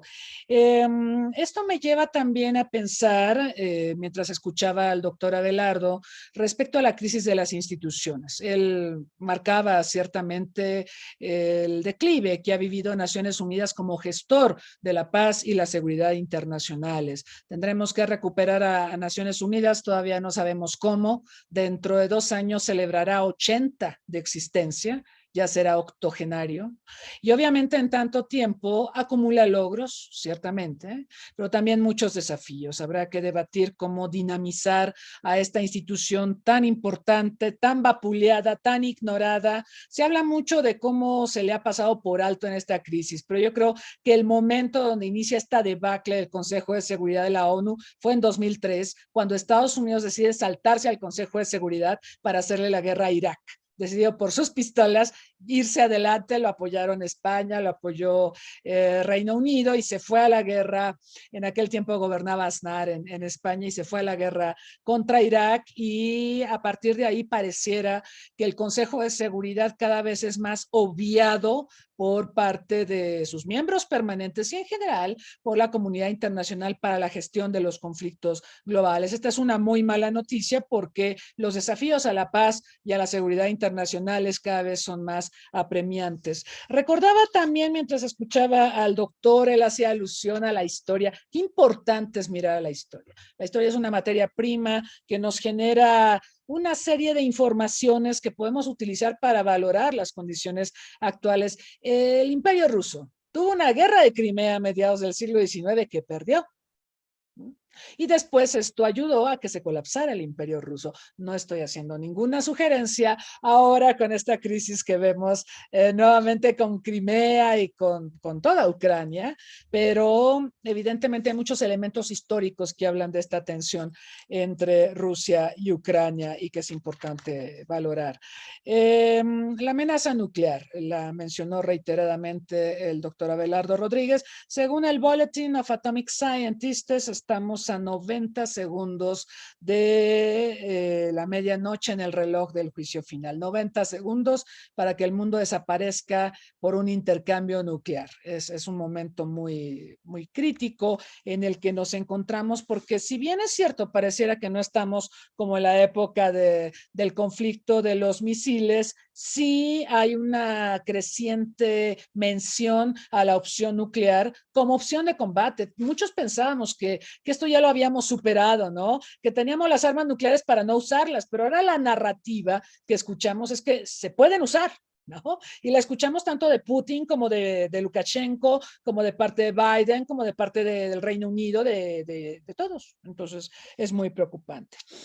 El abandono del tema del desarrollo, el abandono de América Latina, la irrelevancia en la que nos encontramos, porque pues todos los ojos miran a Ucrania, y también la invisibilización de otros conflictos de larga data que no estamos revisando, ni se les están canalizando esfuerzos ni diplomáticos, ni económicos, ni de ningún tipo frente a la guerra en Ucrania, es otro aspecto que deberíamos analizar. Pues muy bien, yo quiero agradecer a nuestros tres ponentes y en aras de maximizar el tiempo, bueno, voy a dar lectura a una serie de preguntas que hemos recibido para ellos. Hay preguntas para todos. Voy a empezar con la que tenemos aquí en el chat de Ubaldo Quiros. De hecho, son varias las preguntas que hace Ubaldo Quiros. Primero dice, ¿se sabe cuál es la percepción en los ciudadanos rusos y ucranianos sobre el conflicto armado? ¿Es acorde al de sus respectivos presidentes? O sea, ¿está de acuerdo la población rusa con que Rusia haya hecho este conflicto o están de acuerdo los ucranianos con defender a su país como lo ha planteado Zelensky? Pregunta también, ¿quiénes se están viendo favorecidos por la guerra? Muy buena pregunta. ¿No les parece que se están utilizando armas en primera instancia viejas para vaciar las existencias y justificar la incorporación de nuevas armas? Otro comentario adicional de parte de quien nos pregunta es, Zelensky es un buen comediante y actor, carece de habilidad y experiencia política. ¿Quién mece la cuna en la política ucraniana? Y se les felicita a todos los ponentes. La pregunta es para todos. Antes de darles la palabra, también tenemos la pregunta para José Julio si ingresar a Ucrania a la Unión Europea como lo ha planteado el presidente Zelensky. Se les pregunta también, es una pregunta para todos, si consideran un error estratégico de Biden mantener un frente belicista comercial con China mientras se desarrolla un frente belicista militarista contra Rusia. Es decir, abrir dos frentes es la pregunta. ¿Eso es un error estratégico de Biden? Le preguntan a José Julio si la pasividad de los europeos para exigir a sus gobernantes que modifiquen las condiciones en que Europa se está involucrando en este conflicto obedece a la crisis de las instituciones. Bueno, justo estábamos hablando de este tema, ¿no? Preguntan a Daniel que es evidente que el mundo se está urbanizando y que las guerras cada vez con más frecuencia se llevan a cabo en espacios urbanos. Sin embargo, Ucrania es rural también. Es urbana, pero es rural. Una parte importante de su población vive en zonas rurales y la pregunta es, ¿qué tan difícil es documentar abusos a derechos humanos en la ruralidad? Es la pregunta que le plantean.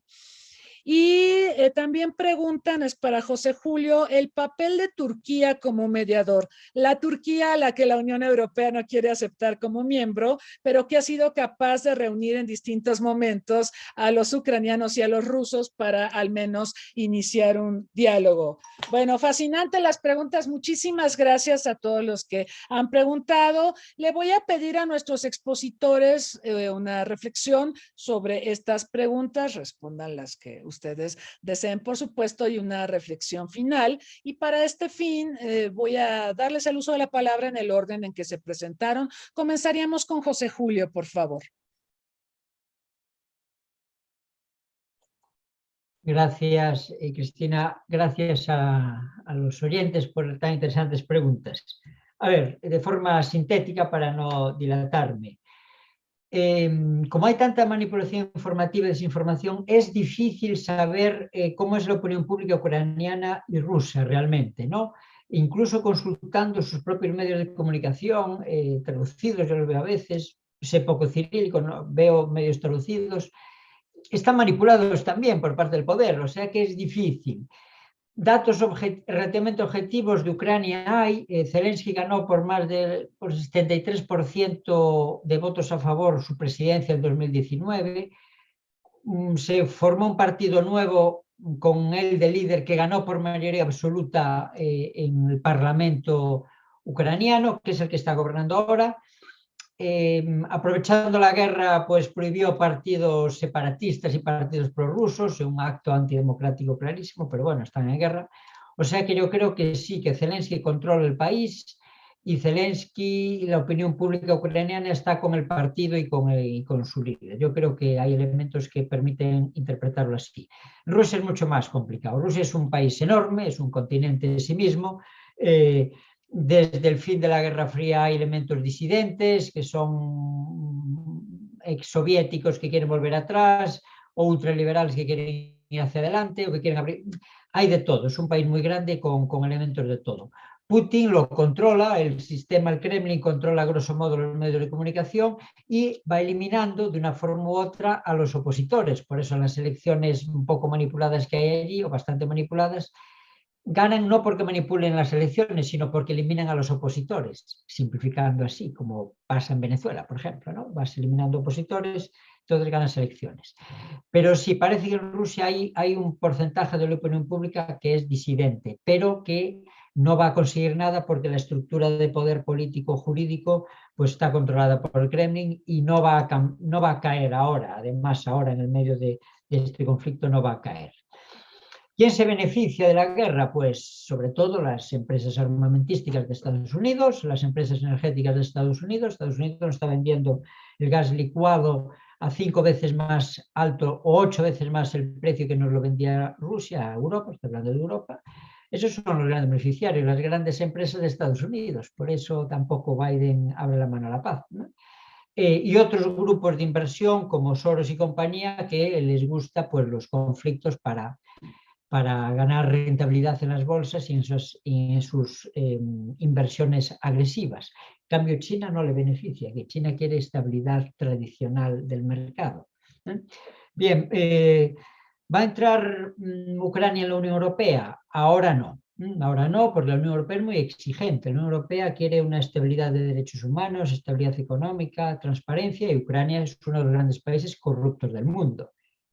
Más que Rusia, vamos, la corrupción de Ucrania antes de la guerra era de las mayores del mundo. Por lo tanto, tiene mucho que hacer Zelensky y compañía si quieren transparentar y quieren entrar en la Unión Europea. Entrarán, supongo, porque la Unión Europea necesita nuevos socios una vez que se fueron el Reino Unido, ¿no? Necesitamos fortalecernos con nuevos socios y hay candidatos en Europa del Este, claramente hay candidatos. ¿Entrará? Ahora no, tiene muchos deberes que hacer. Otra cosa es que entre en la OTAN, pero la OTAN no va a entrar mientras esté la guerra y Rusia no quiere, no abandonen. Lo de la OTAN no es tan fácil porque el Tratado de Washington, que citábamos aquí antes, que crea la OTAN, establece la defensa territorial de los países. Entonces, si Rusia ocupa una parte del país de Ucrania, no puede entrar en la OTAN porque significa entrar en guerra con la OTAN. Y eso la OTAN en Rusia no quiere. O sea que hay un problema jurídico para que ahora Ucrania entre en la OTAN, un problema fáctico para que entre en la Unión Europea. Pasividad de los europeos. Ojalá supiera por qué están pasivos. Yo creo que están pasivos porque el mundo del siglo XXI hace que la sociedad esté más aletargadas. ¿Por qué? Porque la manipulación informativa, lo políticamente correcto, las fake news, el control, la vigilancia del poder, el poder fáctico en la ciudadanía es mucho mayor que antes por la tecnología, por las capacidades que hay, y la opinión pública son menos críticas y menos reivindicativas que antes, ¿no? Eso es crisis institucional, yo creo que es crisis de la democracia representativa tradicional, ¿no? Entonces lo que hay que hacer pues, es innovar en las formas de participación y control ciudadano. Y eso pasa por una educación de calidad, más que por cambios jurídico-políticos, sino por educar en capacidad crítica a la ciudadanía. Yo soy profesor y trato de educar en capacidad crítica a mi alumnado universitario, a ver si lo vamos consiguiendo poco a poco. Y Turquía sí, Turquía tuvo un papel brillante, no es la palabra. Turquía tiene un sistema autoritario muy deficiente en términos de derechos humanos, pero bueno, Turquía tuvo el papel de árbitro en la primera y segunda fase de la guerra, ¿no? Hasta que, digamos que se agotó su capacidad de negociación y lo ha sustituido China, la capacidad de llegar a las dos partes. Es la única capacidad que tiene ahora un país en el mundo, es China. O sea que Turquía lo intentó, le interesa también porque está muy cerca del conflicto en su frontera. Turquía tiene problemas internos muy graves con los kurdos, con el norte de Siria, internamente con la oposición laica, Erdogan no se fía, incluso hay islamistas, o sea que Turquía no quiere más líos en sus fronteras, que ya tiene bastantes a nivel nacional. Lo intentó, sobre todo para que el Dardanelos y el Bósforo, sus vías de salida fueran fluidas, no hubiera conflictos ahí, no afectara a su paz interna delicada. Creo que así fue suficiente. Conclusión, esperemos que nuestros líderes blandan la rama de la paz más que de la guerra y que la opinión pública por fin llame la atención a estos líderes para buscar soluciones y distensión. Lo dudo, pero estoy moderadamente optimista. Muchas gracias a José Julio. Voy a añadir una pregunta que nos llegó ahorita, explicar los acuerdos de Minsk. Le piden brevemente a alguno de nuestros expositores explicar los acuerdos de Minsk y cuál es su relevancia en la historia Ucrania-Rusia y la zona del Donbass. De lo que comenta José Julio, sí, efectivamente los famosos Panama Papers ubicaban a Zelensky y a Putin como dos de los líderes más corrompidos del mundo, y la corrupción es ciertamente un grave problema en Ucrania, que ahora se ha invisibilizado precisamente por la guerra. Cuando la guerra amaine, cuando lleguemos a un cese al fuego, seguramente esto aflorará y veremos cuál es la actitud también de la Europa comunitaria al respecto. El tema del gas licuado, qué bueno que lo toca José Julio, es un tema para México, porque México tiene acceso a gas de Estados Unidos barato. Pero ahora Estados Unidos se dio cuenta de que lo puede vender carísimo a Europa. Y eso puede ser un problema para México, porque cuando México le diga a Estados Unidos, oye, véndeme gas, ¿qué le va a decir a Estados Unidos? Claro que te vendo. Además, estás geográficamente muy cercano, pero ahora va a ser más costoso. Entonces, ahí tiene uno de los impactos de esta guerra en nuestro país. Fascinante. Volveremos a este tema el 24 de marzo, cuando hablemos de las consecuencias de la guerra para nuestro país. Y bueno, China que sustituye a Turquía que tiene elecciones presidenciales este año, por favor no lo olviden. Vamos a ver cómo le va a Erdogan, pues ya eliminó a algunos de sus opositores, ¿no? Pero efectivamente tiene demasiados problemas internos como para poder ser un gestor de largo plazo en esta crisis. China tiene bastante más estabilidad como para comprometer un proceso de mediación en esta crisis. Vamos a ver cómo termina todo esto. Pasamos con Daniel Soto, por favor. Muchas gracias. Brevemente, quiero hacer un comentario a propósito de las armas que se comentaban. Básicamente lo que es, a partir de lo cual se cometen atrocidades masivas en el siglo XX y en el siglo XXI son más bien los métodos que se emplean más que las armas. Rusia ha empleado armas prohibidas, como son las que comentábamos recién, clúster, municiones de racimo. Ha bombardeado con especial intención zonas densamente pobladas con artefactos explosivos que causan mucho daño y focalizando como objetivo lugares como escuelas, hospitales o centros culturales. Entonces, básicamente, el daño se comete, es de naturaleza urbana. De modo que, a propósito de la consulta que nos formulaban, la investigación, la reunión de evidencia no debiese ser compleja por la ruralidad. Además que en términos de policía científica se emplean los mismos métodos para recabar información en zonas rurales que en zonas urbanas.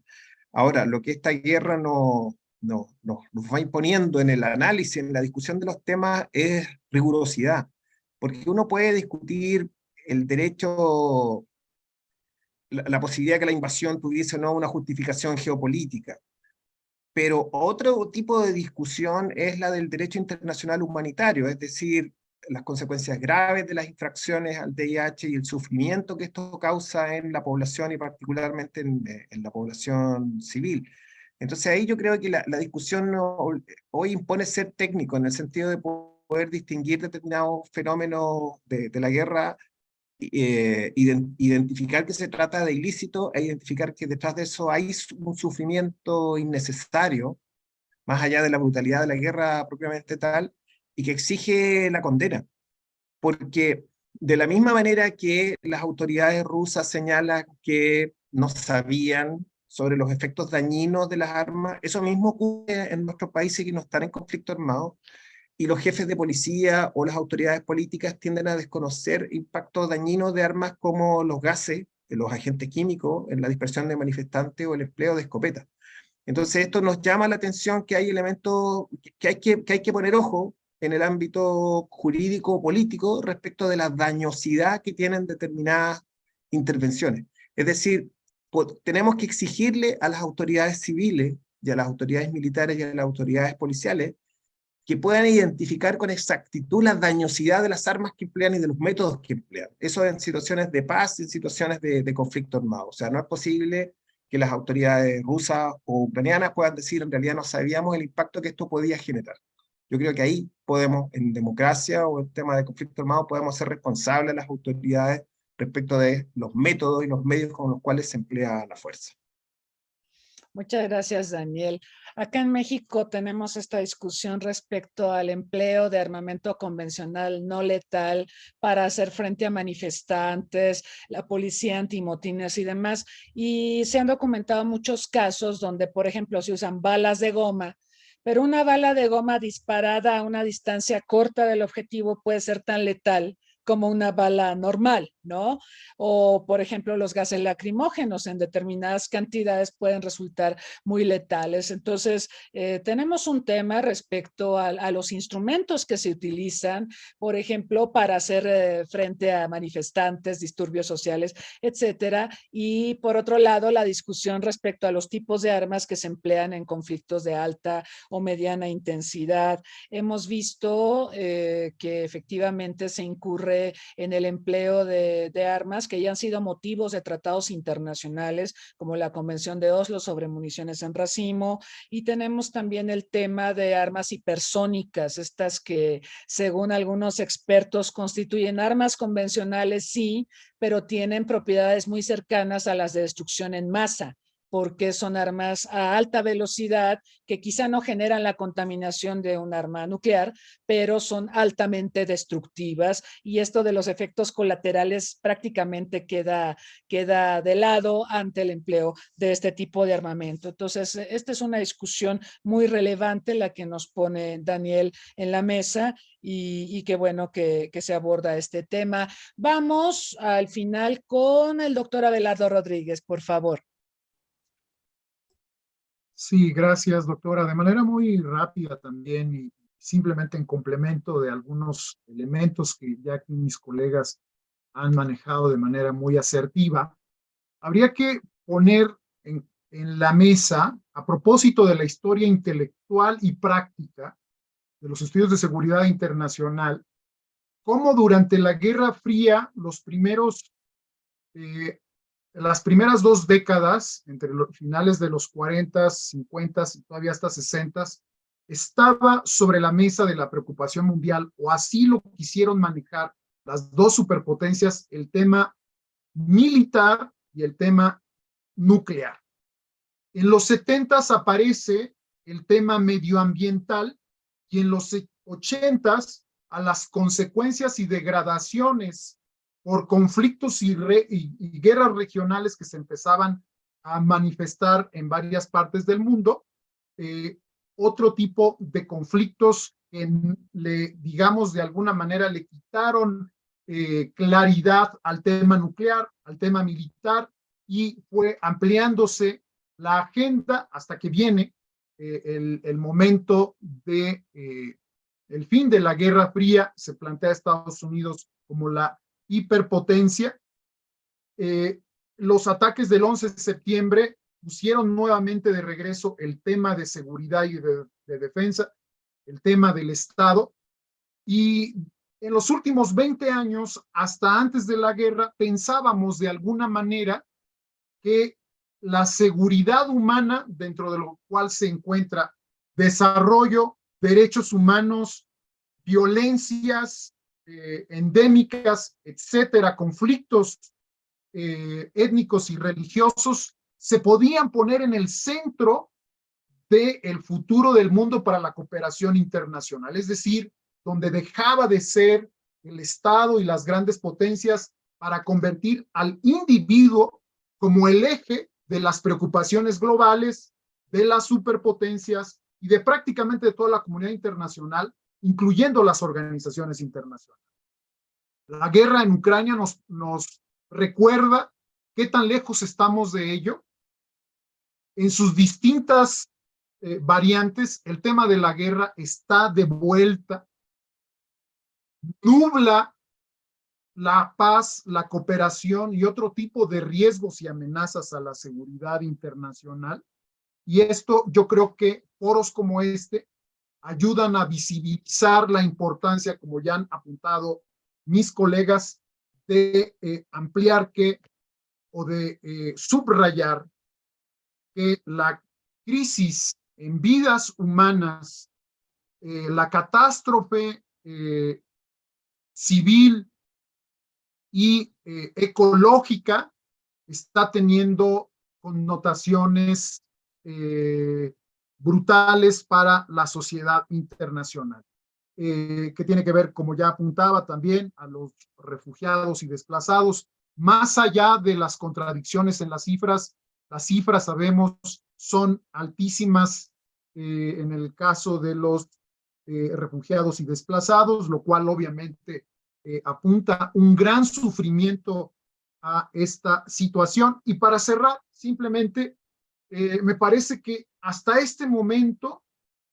se está perfilando de manera indirecta China como el gran actor global que se quiere posicionar como el árbitro, incluso por encima de la ONU, para perfilar que la salida va a ser la paz y que sería la negociación, y obviamente en este caso la ruta de la seda y sus más de 70 negociaciones que tiene en la zona de área de Arabia Saudita, del Cáucaso, de Asia Pacífico, en África y obviamente hasta nuestro continente, es lo que estamos perfilando como el nuevo status quo que busca certeza, que busca conservadurismo bajo nuevas reglas del juego, que además en la práctica, como sabemos, tanto en África y en Sudamérica, ya es el principal socio comercial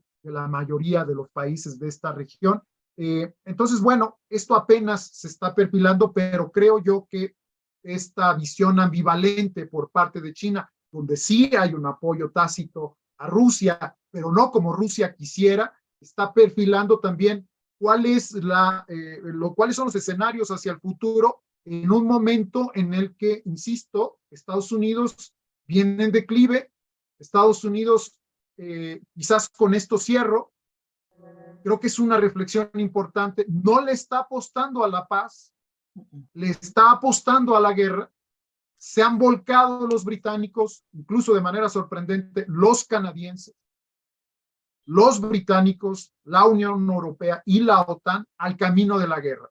No le están apostando a la paz, y yo creo que esa es una preocupación extraordinaria que, visto desde México, es fundamental para nosotros por lo que ello representa. Y bueno, lo dejaría ahí. Muchas gracias nuevamente por este importante foro. doctora. Gracias, doctor Rodríguez. Con los elementos que nos han presentado nuestros expositores, es evidente que parece que China sí apuesta a la paz, pero sobre todo al desgaste de los contendientes, ¿no? Porque si se desgastan, eso le va a dar más márgenes de maniobra todavía, y ya tiene muchos, para en un momento dado plantear las condiciones de la paz. Ya ven que esto es como un pastel, como dicen, que el que parte y reparte se lleva la mejor parte. Veremos cómo evoluciona China. Yo quisiera destacar también, porque nos preguntaban si podíamos hacer un pronóstico sobre la duración del conflicto. Yo creo que se perfila como un conflicto de larga duración, pero quiero hacer algunas acotaciones. El próximo año hay elecciones presidenciales en Rusia y en Estados Unidos. A Putin le convendría que se extendiera el conflicto porque además está aprendiendo de todos los errores cometidos. Hemos visto que ha relevado comandantes, está reagrupando sus fuerzas, está consiguiendo sistemas de armamento. Pensamos que en las siguientes semanas posiblemente hará ataques más arteros, más dramáticos que los que hemos visto hasta ahora, mientras que del lado ucraniano, Ucrania depende enteramente, no depende de sí misma, sino que depende enteramente de toda la ayuda que le pueda proveer Occidente. Y eso es una diferencia importante. El PIB de Rusia ha declinado, dice el Banco Mundial, estaba revisando los datos, que ha declinado en 2022 en un 11%. El caso de Ucrania es devastador. Ha perdido la mitad de su riqueza, ha perdido el 45% del PIB con motivo de esta guerra. Ucrania es un productor de granos, lo sabemos, y el presidente Zelensky ha decretado que no se exporten granos para mantener seguridad alimentaria de sus tropas y de la población, de todos estos desplazados internos que tiene el país. Esta tragedia humanitaria, Ucrania es un país de 41 millones de habitantes, tiene 8 millones de refugiados, 8 millones de personas que salieron del país y otros 4 millones que se han movido, se han desplazado internamente. Estamos hablando de una tercera parte de la población de Ucrania que tuvo que abandonar su lugar de residencia habitual. Entonces, evidentemente estamos en una situación dramática y en las siguientes sesiones vamos a estar revisando otras aristas del conflicto. Yo quiero invitarlos a todas, a todos a la sesión del próximo viernes 3 de marzo, donde vamos a revisar las guerras híbridas, la manipulación informativa de la que nos hablaba José Julio, vamos a hablar de la posverdad, de todo lo que se dice y trataremos también de analizar lo que no se dice y de toda esta vorágine de noticias, muchas no demostrables, que han permeado o han buscado permear a la opinión pública mundial. Se habla de guerras de información, de guerras de desinformación, de propaganda. Estos son elementos que naturalmente están presentes en este conflicto. También les decía, quiero invitarlos para seguir las actividades del Centro Olof Palme en nuestras redes sociales, a que se pongan en contacto con nosotros, nos digan qué les parece nuestros eventos, nos sugieran qué temas les gustaría que abordáramos. Los invitamos a visitar nuestra página web www.centroolofpalme.mx. Estamos abiertos ahora al voluntariado, jóvenes que deseen tener una actividad de voluntariado en el Centro Olof Palme, por favor, pónganse en contacto con nosotros. Puede ser una experiencia muy interesante trabajar en los proyectos académicos que desarrolla nuestro centro y tenemos abierta esta posibilidad. Invitamos también al público interesado a afiliarse al centro. El centro desarrolla actividades como las que hemos destacado, foros, estos webinars, publicaciones, etcétera, y las membresías justamente nos ayudan a poder sufragar algunos de los gastos que se generan alrededor de estas actividades. Con la membresía ustedes obtienen un certificado que los acredita como miembros del centro, reciben una publicación de cortesía de nuestro acervo bibliográfico, sujeto a disponibilidad porque hay libros que afortunada o desafortunadamente ya se nos agotaron, pero está, digamos, esta opción y también la difusión de su perfil en las redes sociales del centro. Quiero agradecer nuevamente a todos los que nos han acompañado esta mañana aquí en México, esta tarde en Chile y en España. Gracias a José Julio. Sabemos que es un día difícil, ya es tarde allá en España, pero siempre nos da mucho gusto escucharlo porque siempre tiene una serie de visiones y de reflexiones sumamente valiosas. Muchas gracias, José Julio, de corazón. Gracias a Daniel Soto por la reflexión que a veces se pasa por alto sobre el derecho internacional humanitario, tan importante, tan necesario que tengamos en mente este análisis del derecho internacional humanitario. Y por supuesto, gracias al doctor Abelardo Rodríguez, que desde hace tiempo realiza una reflexión muy sesuda sobre estos temas y sobre la reconfiguración del mundo y la seguridad y la geopolítica. Gracias a ustedes, gracias al público que también nos siguió vía Facebook Live y nos vemos hasta el próximo viernes. Cuídense mucho y buen fin de semana.